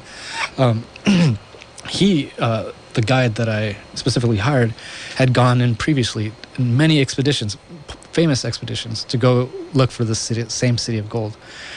They came across this massive rock face, who Manuel had just discovered a few years prior. So as he was going through the Amazon with the oil company, they come across this massive rock face. And according to them, these are the guardians of the jungle. These are the guardians of the area. And beyond that is the lost city. And so Manuel had discovered that while on contract with the oil company. And my guide, who's also named Fernando, he had come across that a few years after that, and so he was with teaming up with a Spanish explorer, basically trailblazing in the middle of nowhere, trying to come across these sites, and they would come across different ruins and stuff of that sort. So that again supports the idea that the Amazon was well populated at that time, at some point in time. Mm-hmm. So whether or not that they were wiped out from diseases or what have you, the bottom line is these areas are being decimated from these illegal activities, and the government is going as far as trying to they're so desperate for money or things of that sort, contracts from oil companies, and so they're willing to destroy these sites, and that's the held belief with a lot of these indigenous people. And so when you say that, we covered a story here a couple of weeks ago where there was a housing development company digging, trying to prepare some land to build some houses, and they found remains. They took a picture. Somebody took a picture, sent it to the foreman or whoever was in charge, said, hey, look what we found. And he said, no. You cover that stuff. You get rid of that stuff so that we can build. That's what you're talking about, right? Yes, exactly. So these guys destroy everything and say, hey, there's nothing of significance here. It's just dirt. Exactly. So we might as well build here. What they don't tell anybody is there was something of significance there. They bulldozed it. Exactly. So when I had first gone into the Amazon, right after I had gone in, I wanted to research as much about this lost city as I could, because it was just so intriguing to me. And that's when I came across this activist. He had been living in that area and had quote unquote infiltrated the oil company, the main guy that was overseeing the entire project. He walked into his room and saw this huge map marked with archaeological sites, of which officially don't exist. And so he ran off with these maps, and he got threats, and they basically told him get out, and he was being stalked. He swears up and down that they were going to kill him. And so he left with these maps and posted them online. These are smaller maps, not like the ones. So you see, these are maps of spots that don't officially exist. So do you mean that they exist, but just they're not known, or that they used to exist and they got rid of them? The map sites that still exist.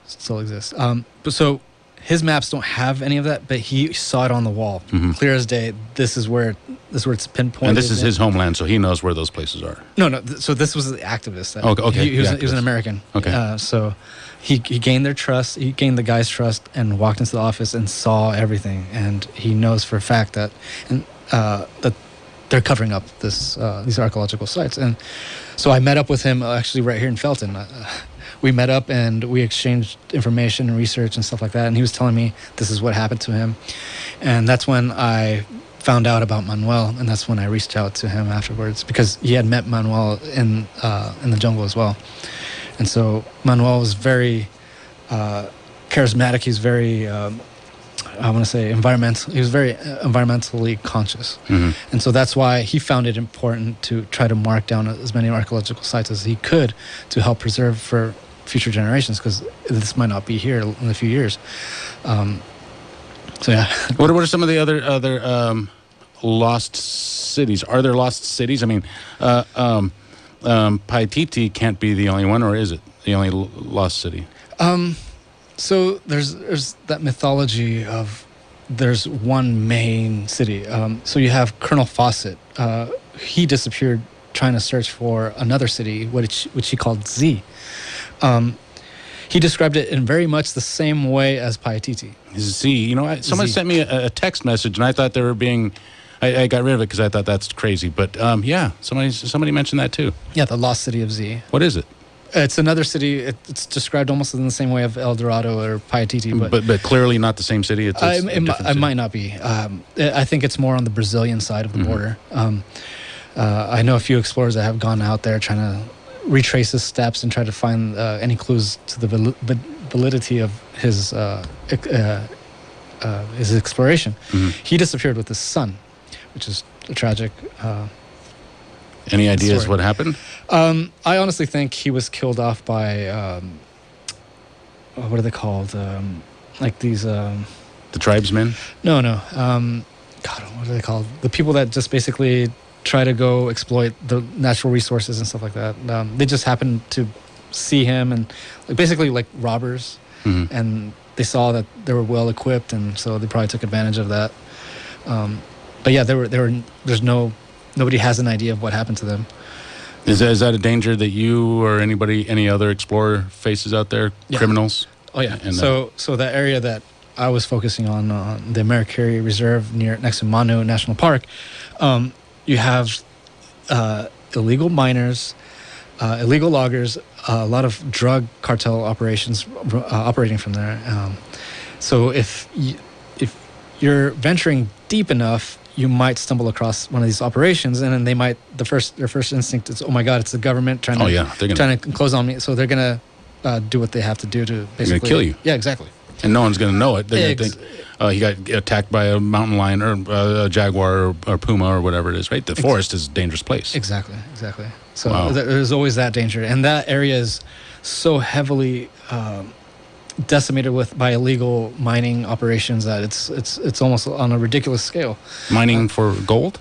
Mining for gold. So all the rivers there are basically polluted with mercury. So it's almost impossible to eat the fish. Going back to something you mentioned earlier about water, when we were talking about Mount Shasta. The big flood is common to a lot of cultures, right? I mean, talking Noah's flood, the flooding, and the flood. A lot of cultures talk about the flood. Is that something that they talk about down there in the rainforest? Not in the rainforest, but in the Andes. There's several stories where, in these stories, basically they said that the llama or whatever they were herding basically told them that there's going to be a flood. You have to escape it now. Let's go up into the mountains. There's another story of where Viracocha hid Mama Okio and can't remember his name, but basically the two main, Adam and Eve, the equivalent of Adam and Eve. He hid them in the highest peak during the Great Flood to basically wipe out all these quote unquote giants. That's another story. Giants? Yeah, giants. You mean actual giants? Because that's not just. That's a common. Yeah, that's a common theme. Right, a common theme, and you know that, right? As an explorer, I know that as just somebody who sits on the couch and watches TV. But that's fascinating. Yeah, according to the Incan legend, the god Viracocha created these massive giants in a period known as darkness, and at that same time he created the equivalent of Adam and Eve, and he saw that these giants were disobeying him and basically up to no good, so he decided to flood the world and let Adam and Eve basically survive and then come back down and repopulate the entire Tiwantinsuyo, which is the empire of the Inca. Wow, so the Andes Mountains was the safe place for the Adam and Eve. What were their names again? Mama Okio and, oh my gosh, I can't remember. And somebody else, but these were the two...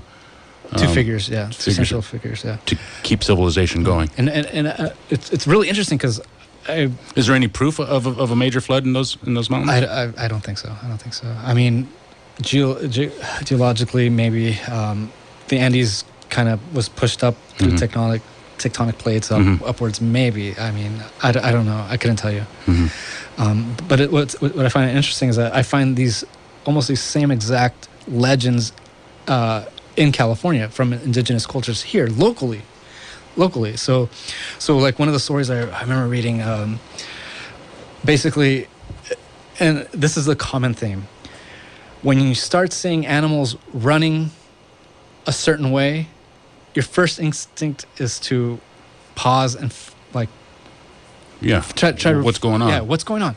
But for the few people that follow them instinctively to go uphill or whatever, those are the people that survive, and that's what I came across. Some of the flood legends actually, like in Mount Diablo, right there.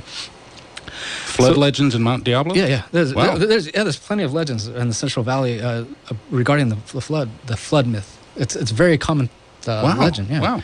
Yeah. So I mean, it's really interesting because they said they're there in the community, and they start seeing animals scramble upwards, uphill, and the people that wait around trying to figure out what's going on, they're the ones that get caught up in this wave. And the people that automatically, instinctively follow these animals going uphill, those are the people that survive. And you see this common theme in various legends around California especially.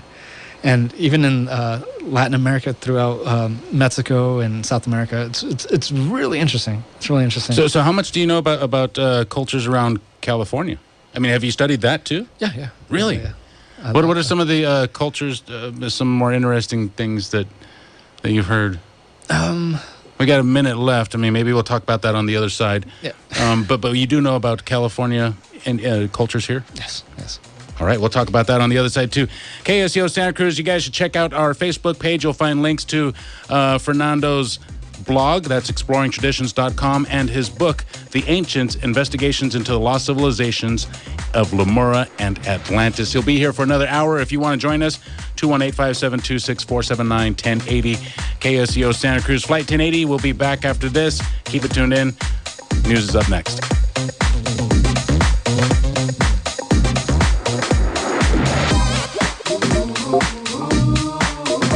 This is KSCO, Santa Cruz, Monterey, Salinas.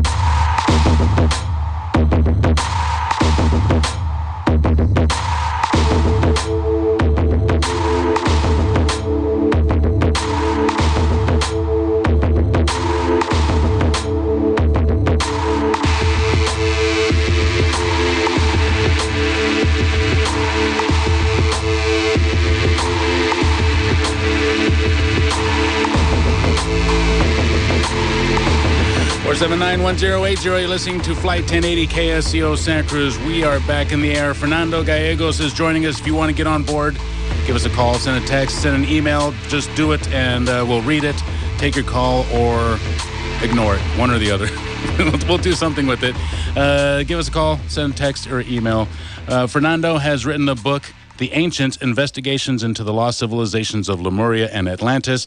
Also the author of the blog, exploringtraditions.com. Fernando, I got a call during the break letting us know there was something going on 129.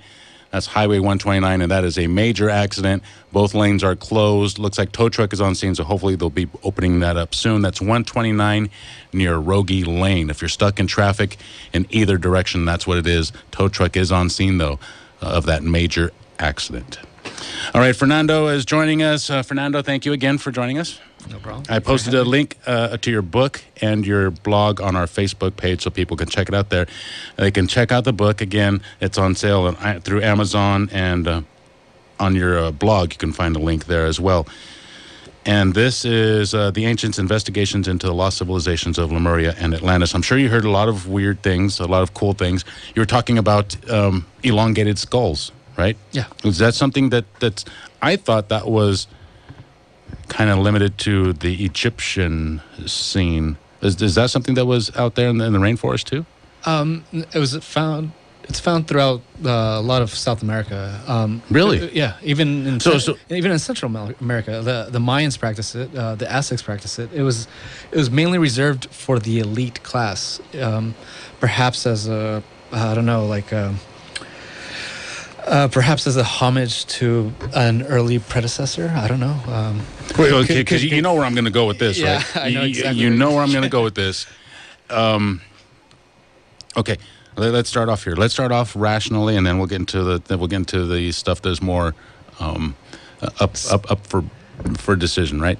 Let's say, okay, so these guys, they actually are elongated skulls, right? These Correct. Are humans. Correct. Yes. Humans. I want to emphasize humans, yes. They are humans. I mean, yes. The tests have been done, and these are humans. They're not Yes. star childs, they're children. They're not aliens. We know what they are. They're humans. Exactly. So they went through some kind of process to elongate their skulls. Yes. That's fact. Yes, that's fact. And also fact is that it wasn't just specifically... It's interesting. It wasn't just specifically Egyptians. You're saying this is kind of common among cultures of that time?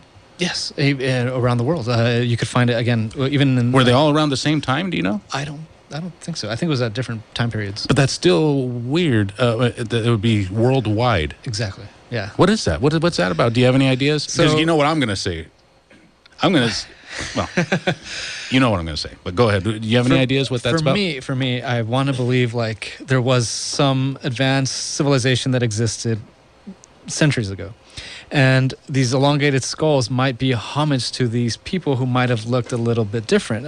In the Rosicrucian book regarding Lemuria, the Lemuria was seen as the Garden of Eden, the the first civilization that ever existed, and from that sprung all civilizations.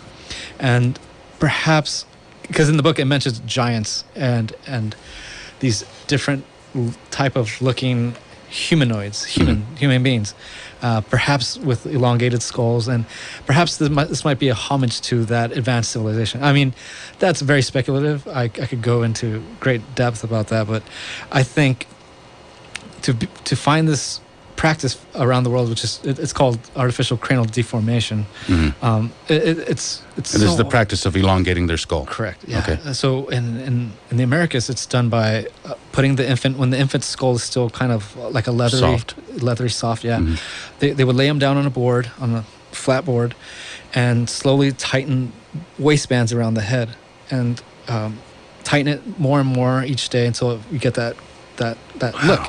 And yeah, you could find it all throughout the Americas, and it's amazing to think that the same practices were just reserved for the elite. It was the ruling class. Same thing as what you find in Egypt. This is the royals. Right. So is that a homage to some previous ancestor that we have yet to find?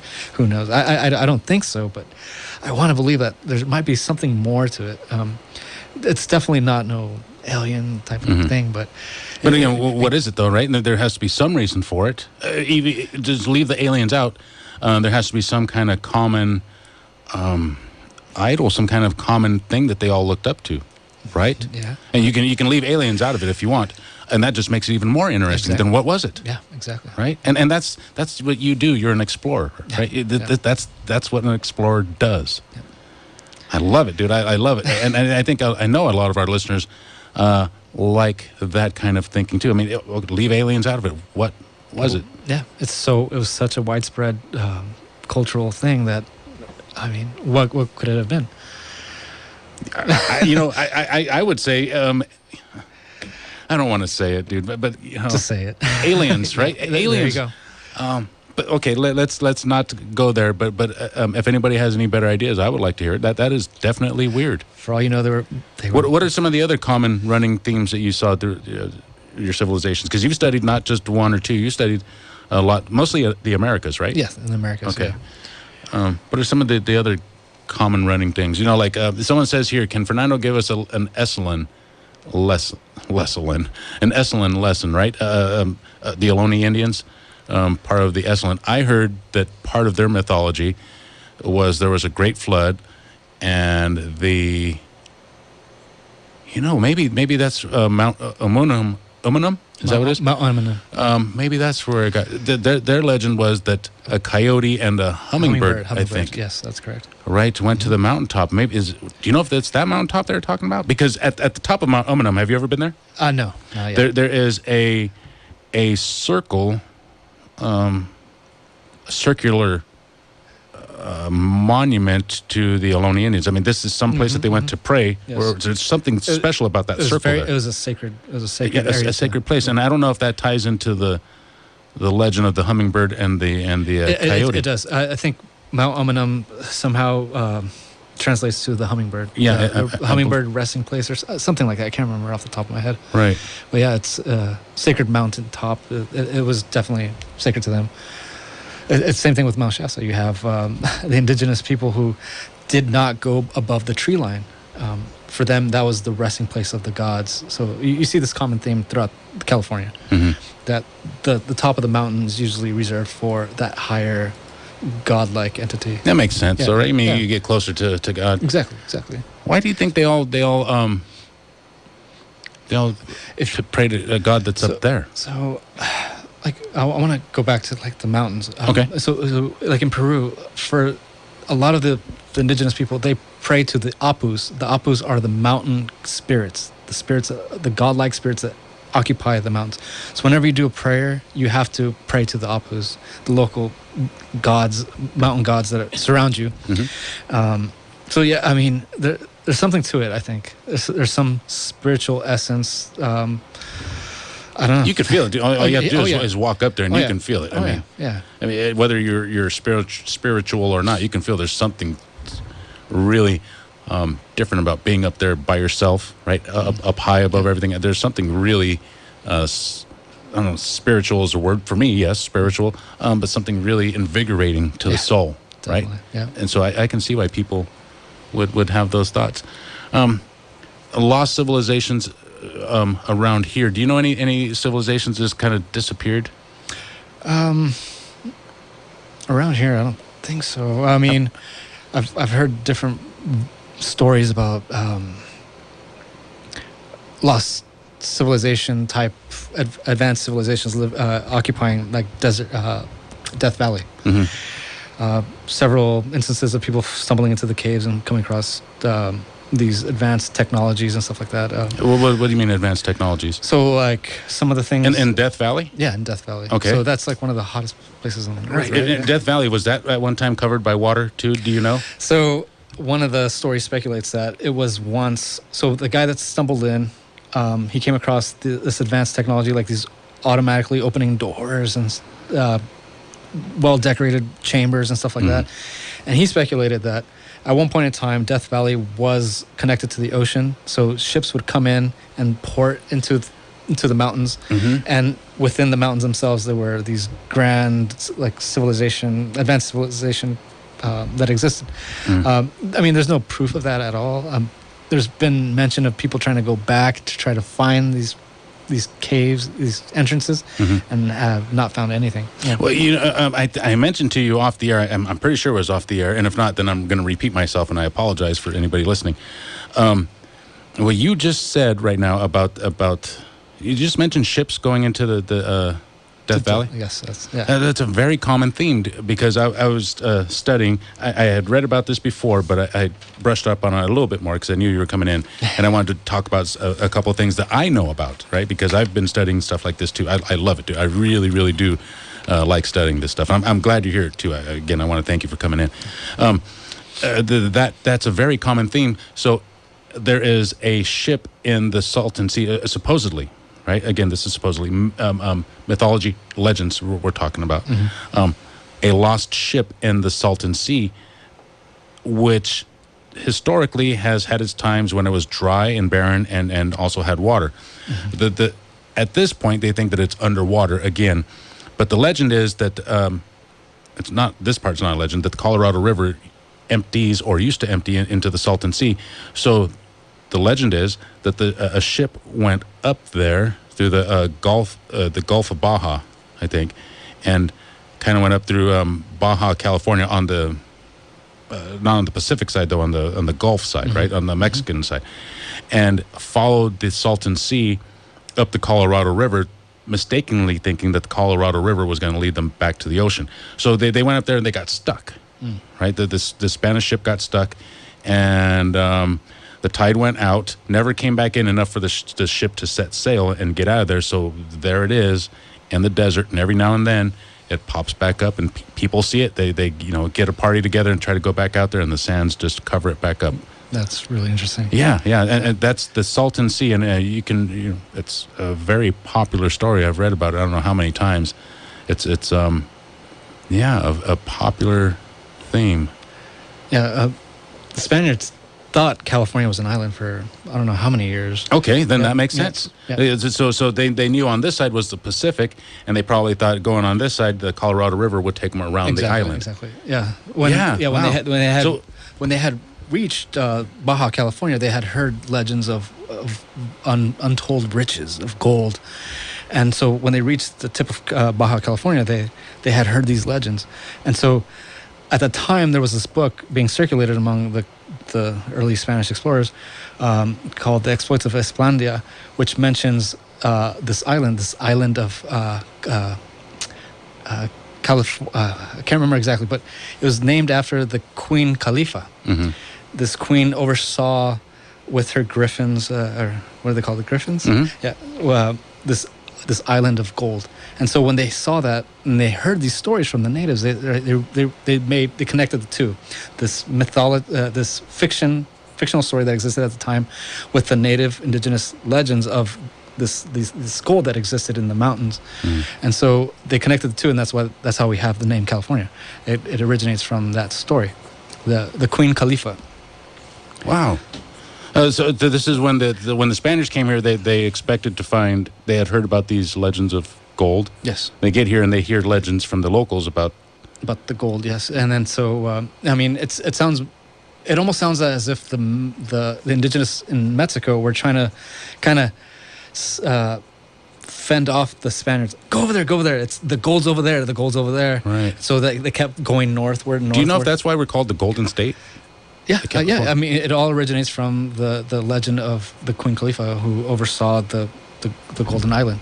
Yeah, I've never known that. I always thought the Golden State was called the Golden State because of the gold rush, or maybe because of the golden colored hills. Well, yeah, I mean, or whatever. But it makes more sense. Yeah. I mean, Califas. I mean, that is the origin of the name California, right? Yeah. And it has to do with the origin of gold, or the legend of gold. And that's a completely fictional story from Spain. And it's interesting how they would connect the two. This actual mythology that they're hearing about, whether or not they were making it up on the spot. They could have been making it up to try to make the Spaniards go further north and leave them alone. Sure. So, I mean, could very well be. Yeah.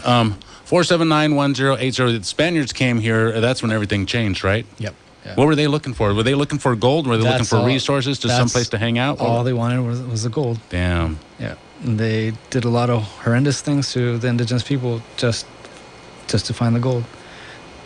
Wow. Locally here, you were talking about how a lot of these tribes were so. Tribes is that a proper word? Groups. It depends on who you're talking about. Yeah. So you have these groups of Native Americans living here and there.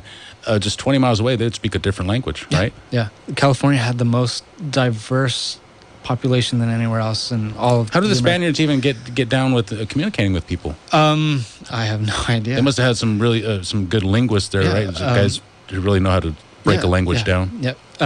Like for instance, in Mexico, they had come across a shipwrecked priest. He was captured by the Mayans earlier, and he spoke that language, and they were able to communicate to the priest, who would then translate to somebody else, then translate to somebody else. But then they came, and then eventually met up with La Malinche, who later was the official translator for Cortez, and that's how they entered into the Aztec Empire. Wow. 479-1080 DM at KSCO.com. We're going to take our final break for traffic and news. Keep it tuned in. KSCO Santa Cruz. Phil Deseth is up next. He's got your headlines.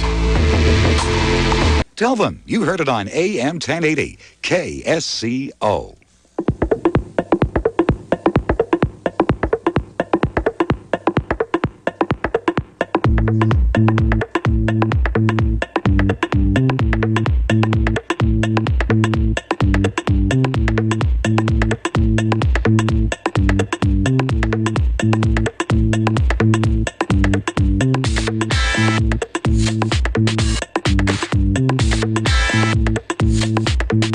You're listening to AM 1080 KSCO Santa Cruz. 6:34 is the time. If you're stuck in there in traffic near Rogie Lane, this is Highway 129. The roadway is now open, so just give us some time. You should get moving rather quickly. Other than that, though, if you are stuck in traffic, it's just your garden variety rush hour traffic. Things are starting to pick up. But again, if you're stuck in traffic out there on 129, speeds will pick up pretty soon. The roadway has just been cleared. All right, Fernando Gallegos is joining us. Again, exploringtraditions.com is your blog. Your book is called The Ancients, Investigations into the Lost Civilizations of Lemuria and Atlantis. We talked about some of the stuff in the book today, but there's a whole lot more in this book, right? Yeah, definitely. So this is, how long did it take you to write this book? A period of 3 months. 3 months. So there's 3 months worth of, or how many adventures are in here? How long did it take you to get the material to write this? The material I collected over the span of 4 years while I was an undergraduate at San Jose State. So this is about your 4 years as an undergraduate going and exploring. I spent all my every free time that I had in the basement of basically the library, just digging up all this research. So that's great, dude. I mean, that's maybe it hasn't paid financially for you, but you know, in terms of writing a book, that's great. Yeah. I mean, this is all well-researched stuff, right? And it says right here, let me see, many previous published works on individual subjects covered in this book are outdated and lack current academic and scientific findings. So you bring a fresher, more technologically advanced look into what we're talking about. Yep. Everything is academically cited. That every source that I pull up is cited. So and it's not like I'm pulling it up out of like Wikipedia or some online blog or something. Right. There's all legitimate researched stuff that's in this book. Yep. All I compare a lot of the different mythologies and stuff like that, and a lot of the peer-reviewed journals, so the scientific journals. I'm looking right here on the cover. It says The Ancients, Investigations into the Lost Civilizations of Lemuria and Atlantis. And the cover is the picture of some of these structures. Like you said, now these are not the best example, but there are structures out there that are built with seemingly out-of-place technology. Yes, that's right? correct. That's correct. Some of these blocks are built so precise that it's just not possible with the stuff they had at that time. Yep. Yeah, there's massive boulders perfectly fitting into this jigsaw type of structure, and it's how they did it. We still can't fully grasp the understanding of how they did it. But in some of the early writings, they do mention that this was sheer human strength. Do you know if they had metal tools at the time? Did they have anything that was harder than stone? I think they had bronze. They had bronze axes. I know that for a fact. Okay. But how they chiseled it so perfectly fitting, like these massive boulders, it still boggles the mind. And it's definitely a technology that we have since lost and forgotten. But again, some of the early chronicles do mention that this was all done with sheer human strength. Some people say aliens. Again, I hate to go back to that, but it is such a big part. It has become such a big part since of Eric von Däniken released Chariots of the Gods, exactly. right? It just opened a can of worms that we can't put these worms back in. Yeah. There's too many worms. Some people say that technology couldn't exist without aliens.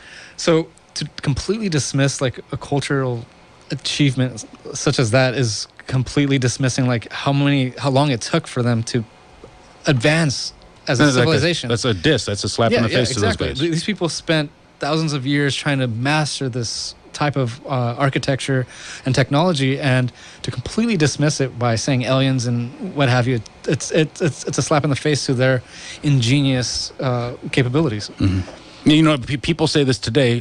Today's example would be. I hear this about fiber optic technology and fiber optics and the circuit board being a result of the crashed spaceship in Roswell, and people, real scientists get upset at the guys who say that, and they say, no, listen, jerk, we made the fiber optics, we paid the price for that stuff, and somebody spent countless nights up awake at night pulling his hair out, drinking coffee, trying to get this stuff nailed down. That is our technology. Let's give ourselves some credit, right? Yep. So let's go ahead and call these guys the geniuses that they were, because that's what they were. Exactly. And that seems to be a common theme to undermine a lot of this indigenous advancements. Mm-hmm. That stems back to European times when the Europeans were coming here. They wanted to undermine these cultural achievements that these people took centuries to master. The Aztec Empire was one of the cleanest, and one of the most sophisticated than anything that existed in Europe at the time. Mm. And to completely dismiss them, I think that stems back to that colonial mentality. What do you think that is? Do you think that was them trying to be superior to them? Because, Well, how else are you going to enslave these people? How are you going to conquer these people if you don't undermine their... If you have too much respect for them, you're not going to go and enslave them, right? So you say they didn't do this. This is what do they do? They natural rock formations. Yeah, they destroyed their temples. They completely took away everything they've achieved culturally, and it's just a form of colonial mentality, that enslavement. Have you ever heard of the Coral Castle in Florida? Yeah. Okay, now talking about technologies that have been forgotten, right? Because the stone cutting technologies, like you said, was really, really remarkable. The Coral Castle, for people who don't know, is this I don't know what you would call this kind of structure, this kind of building with stones, right? So this guy placed all these stones. Some of them are so big that it would take equipment to move these things, major equipment, if you could. Yep. And the guy moved it himself, right? And he placed these things and balanced them so delicately that you can push a stone door with your hand and just push it right open. Because it's so balanced. Some people say that he used levitation, right? He manipulated Earth's or used Earth's gravitational field or magnetic field to his advantage. It's just bizarre stuff, right? But how else did he do it? I don't know. It wasn't aliens, I'll tell you that. So give the guy some credit. Right? Genius, absolute genius. Exactly. The pyramids, absolute freaking genius. I mean, they still has us stumped, right? 2,000 years later or whatever it is. We still can't figure it out. Yep. I think it's older than 2,000 years. Isn't it older? Doesn't it predate Jesus? I mean, it's old, right? Predates the Bible. Just fantastic stuff. Give credit where credit's due, I guess. Give credit where credit is due. Just because they were, didn't have... I've often wondered, who were the geniuses back then, right? Because the geniuses back then didn't have computers, so you wouldn't catch them making any kind of technological leaps there. But there had to be geniuses there, just like there are now, right? There's certainly people who are smarter than everybody else. So there had to be them back then. Those are probably the guys who were doing the stone cutting and building. Just absolute geniuses. Yeah, even, let's say, for instance, like the Mayan culture, how accurately they mapped out the stars. And how, that's... Dude, I can't imagine. I think after I'm 46 years old now, and I think now that I would be able to come up with the idea that the sun doesn't stay in one place. Right? It does, but we don't stay. I think that I would be able to figure out the seasons and how we work. But that'd take me 40 years, right? And for these guys to come up with the knowledge and the accuracy. Oh yeah, which is amazing.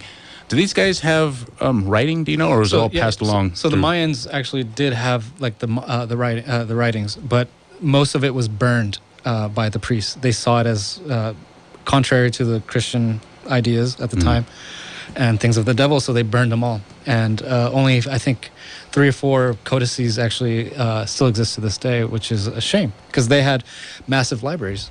And imagine what those teachings actually would consist of. As for South America, they did not have any writing. They didn't have any form of writing. And for them to achieve what they did is remarkable. They had what are called quipus, which are these strings with little knots in them, and that was their writing system. And even then, we can't really. There's not many left, and we can't really decipher really what they say. So it's incredible, with or without writing, how much they could actually achieve. Yeah, I think writing is one of the biggest advancements. We owe a lot to the invention of the written language, which I think a lot of us say, we take it for granted. Paper, writing, what's that about? But, the ability to pass knowledge on to the next generation is amazing. And once that was discovered, boy, I bet things just started happening. So like the mapping of the stars, right? Yep. That had to be passed on. The information had to be passed on. That's just too much for one person to learn in one lifetime. Exactly. And write down. That is generation after generation of astronomers. Exactly. With written knowledge and studying. Yeah, that's science. Yep. It was science. Cutting edge science for what they had at that time. Extremely tedious. Extremely tedious. Yeah. Holy moly. 479-1080. Bill is calling from Boulder Creek. You're in the air. Yeah, I think one of the proofs that there was ancient civilizations that were more advanced we were is the pyramid over back east in Egypt. People thought it was a burial tomb, but just one of the things it did, it had a roughly 10-inch or so square channel going roughly on the side, I guess, facing the north, and it had a Z-turn of polished granite such that it would reflect light, and it went down into a basement, and apparently they had a grid on the wall, and they put an f-stop over this 10-inch square. And so what happened is, on the longest day of the year, the sun would go over this, the edge would go past this square, and the light would shoot down this channel and hit the f-stop and put a dot on the wall. And with that, they put a grid on it, and they could figure, and of course, something like a sand clock, they could figure out how fast the Earth was turning.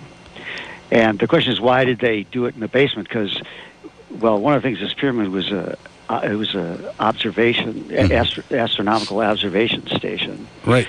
Well, what you just described to me, it sounds like a telescope, a primitive telescope. No. The light went. See, on the longest day of the year, the light went. She would shoot down this shaft straight down, hit this Z turn, so they didn't have to make the pyramid even higher, and it would. They polished the granite such that it would reflect light, and then it would shoot into the basement, and they put a dot on the wall. They could figure out how far with trigonometry, of course, which apparently that was something from the ancients that has been passed on to our generations. Huh. Interesting. Well, Bill, I thank you for your phone call, 479-1080. Fernando, that to me sounds like a camera or a telescope, right? Because a telescope works the same way. It gathers light, it brings it down the tunnel, it refracts it, it uses a mirror, and reflects the image to your eyeball, as well as a camera does the same thing. It'll take the light through something like that, and if you were to do it properly and you had things polished to bounce that light onto a wall, you would have a picture on that wall. Sounds about right. Yeah. Again, ancient technology. To me, what it sounds like is either a very primitive camera or a telescope. And remember, we're not talking when they had glass or plastics. This is, you made do with what you had, and that to me sounds brilliant. I mean, that's genius. Yeah. That really reminded me of the temple at Chichen Itza, the I can't pronounce the name right off the top of my head, but it's the equivalent of Quetzalcoatl. So alongside of the pyramid, during the equinox, there you see the serpent, right? And then as the equinox is happening, you see it going into the ground. So for them, that was like the rebirth of the god entity going into the earth and rejuvenating the earth. So it's really awesome to see like the snake and the casting of the shadows from the pyramid onto the serpent, and it looks like as if the serpent is going into the ground and rejuvenating. So what is the thing with the serpent? That's their god? Yeah. I can't remember off the top of my head, but I think it was the equivalent of the Mayan equivalent of Quetzalcoatl. 479-1080, DM at KSCO.com. Our next caller is from Felton. What do you got? I would like to ask your guest if he is aware that Bigfoot, Sasquatch is an interdimensional being, and also as CERN, Switzerland, that is Stargate that they're opening, and that Bigfoot may have come through along with some aliens. And I'll take my answer out there. Thank you. Ignore that guy, Fernando. He's probably drunk. 479-1080.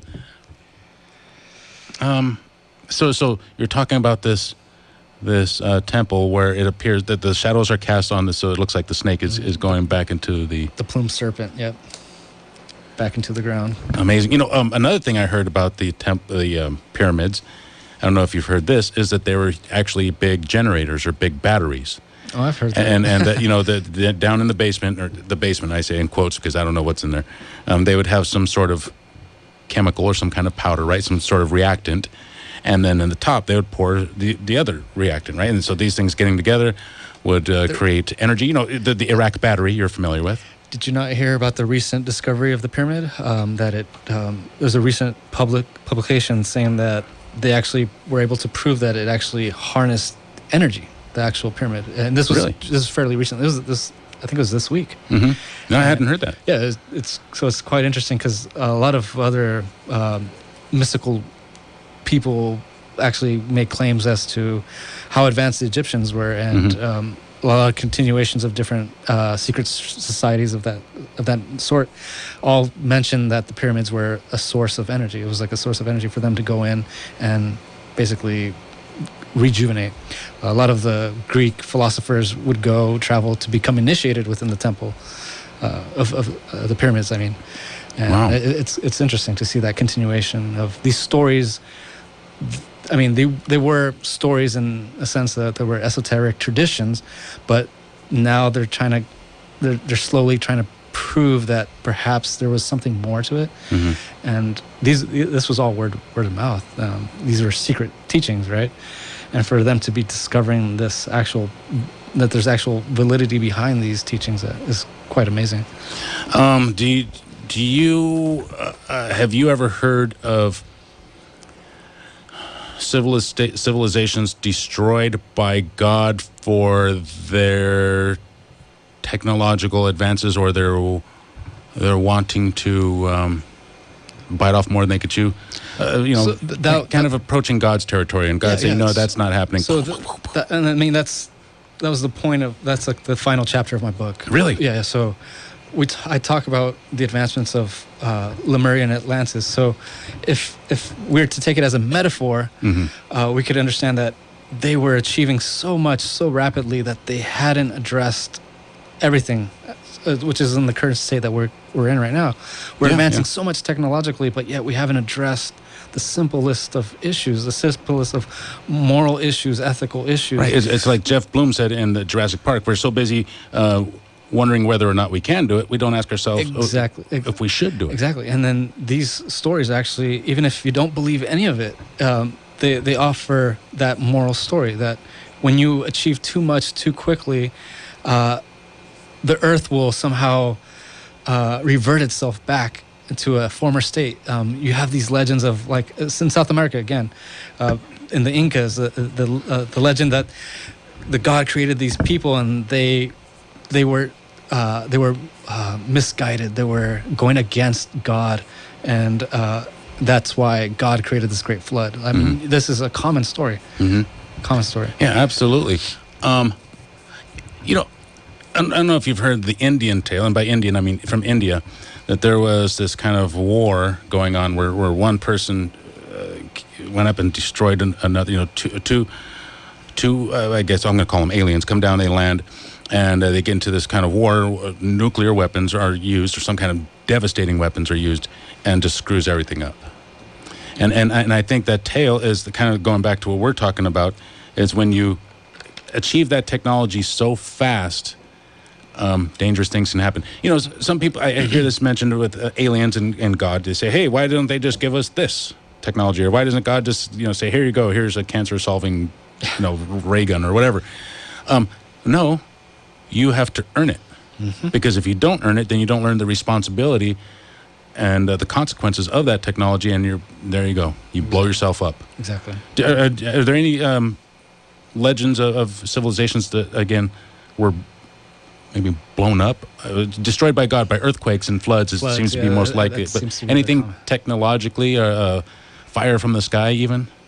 Not that I've come across. I mean, you have like things like Pompeii with volcano and stuff like that. Yeah, but that's gnarly. but that's the extent of it. I mean, you have like the Tamil culture in southern India, which mentions another civilization, which they associate with Lemuria, actually, which is quite interesting. That the Tamil culture was at one point so advanced that they were like they were reigning over all of the people in India, and somehow they were wiped out, clean off the map.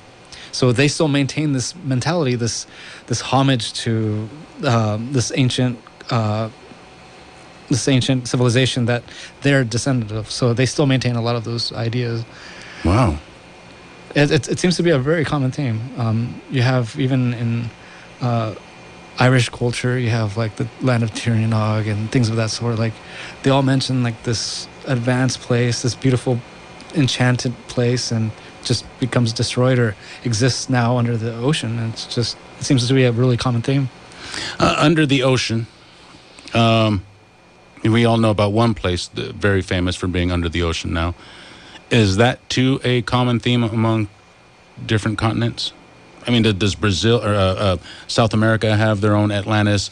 Does North America have their own version of a city that was sunk by water, by floods? No, not that I could think of off the top of my head. I know early Spanish explorers do mention coming across landmass that they recorded in their writings, but later tried to go back and were unable to find any of it. There was a really famous incident where... But these guys, too, they know the difference between high tide and low tide, right? Well, the land was there. Well, they know low tide. There was a really famous incident where this ship was coming from Europe down into the port of New Orleans, and according to them, they came across miles and miles of dead fish. And they saw smoke in the distance, and they kept going in that direction. They came across a large landmass that looked as if it just had arisen from the ocean. They went around to explore, and then they found like these weapons and like this sarcophagus, and they put it on the ship, and then they docked in New Orleans, and then it all went missing. And what I find interesting is that they weren't the only ones that mentioned coming across this large amounts of dead fish and stuff like that. So there's been actually recorded sightings of land masses coming up and them claiming it for Britain or whoever, and then it just disappearing into the ocean. So whether or not it's like a fluctuation of sorry, whether or not it's a fluctuation of plates or whatever. Plates, yeah. So it could very well be that civilizations come and go, and perhaps we built it on top of. We only got 4 minutes left, so let me. We're talking about building techniques, right? And how well built these things are. Again, this book is called "The Ancients: Investigations into the Lost Civilizations of Lemuria and Atlantis." Fernando S Gallegos. I posted a link on our Facebook page. The name of your blog is exploringtraditions.com. They can find a link to your book there as well. Okay, so back to how well built these things are. Have you seen the footage of the underwater, quote-unquote, cities that are built the same way? I mean, the stone blocks are so precisely placed, but these are underwater, like miles of quote-unquote, roadways and I've, walls. Yeah, I think a lot of them were dismissed as geological, but... if you look at them, I mean, you can decide yourself, right? You can go online and find them out, but you have seen these things. Yeah. And where are they located? So the most popular ones are the ones in Bermuda. So off in the Gulf of Mexico. Right. Those are the ones I've not too far from Florida, right? No, yeah. Wow. It's interesting. Very interesting. Awesome. What do you think about that? I want to see it to actually believe it. You're not going to go exploring there? No, definitely not. I'm not going to go underwater. All right. So where's your next trip? Where are you going next? I'm still up in the air about it, but I really want to continue. What's on your list? What's on your bucket list? What are some places on your bucket list? I need to continue that exploration in the Amazon. I need to find that city. We're going to be working carefully with a team. That's something that you really want to do?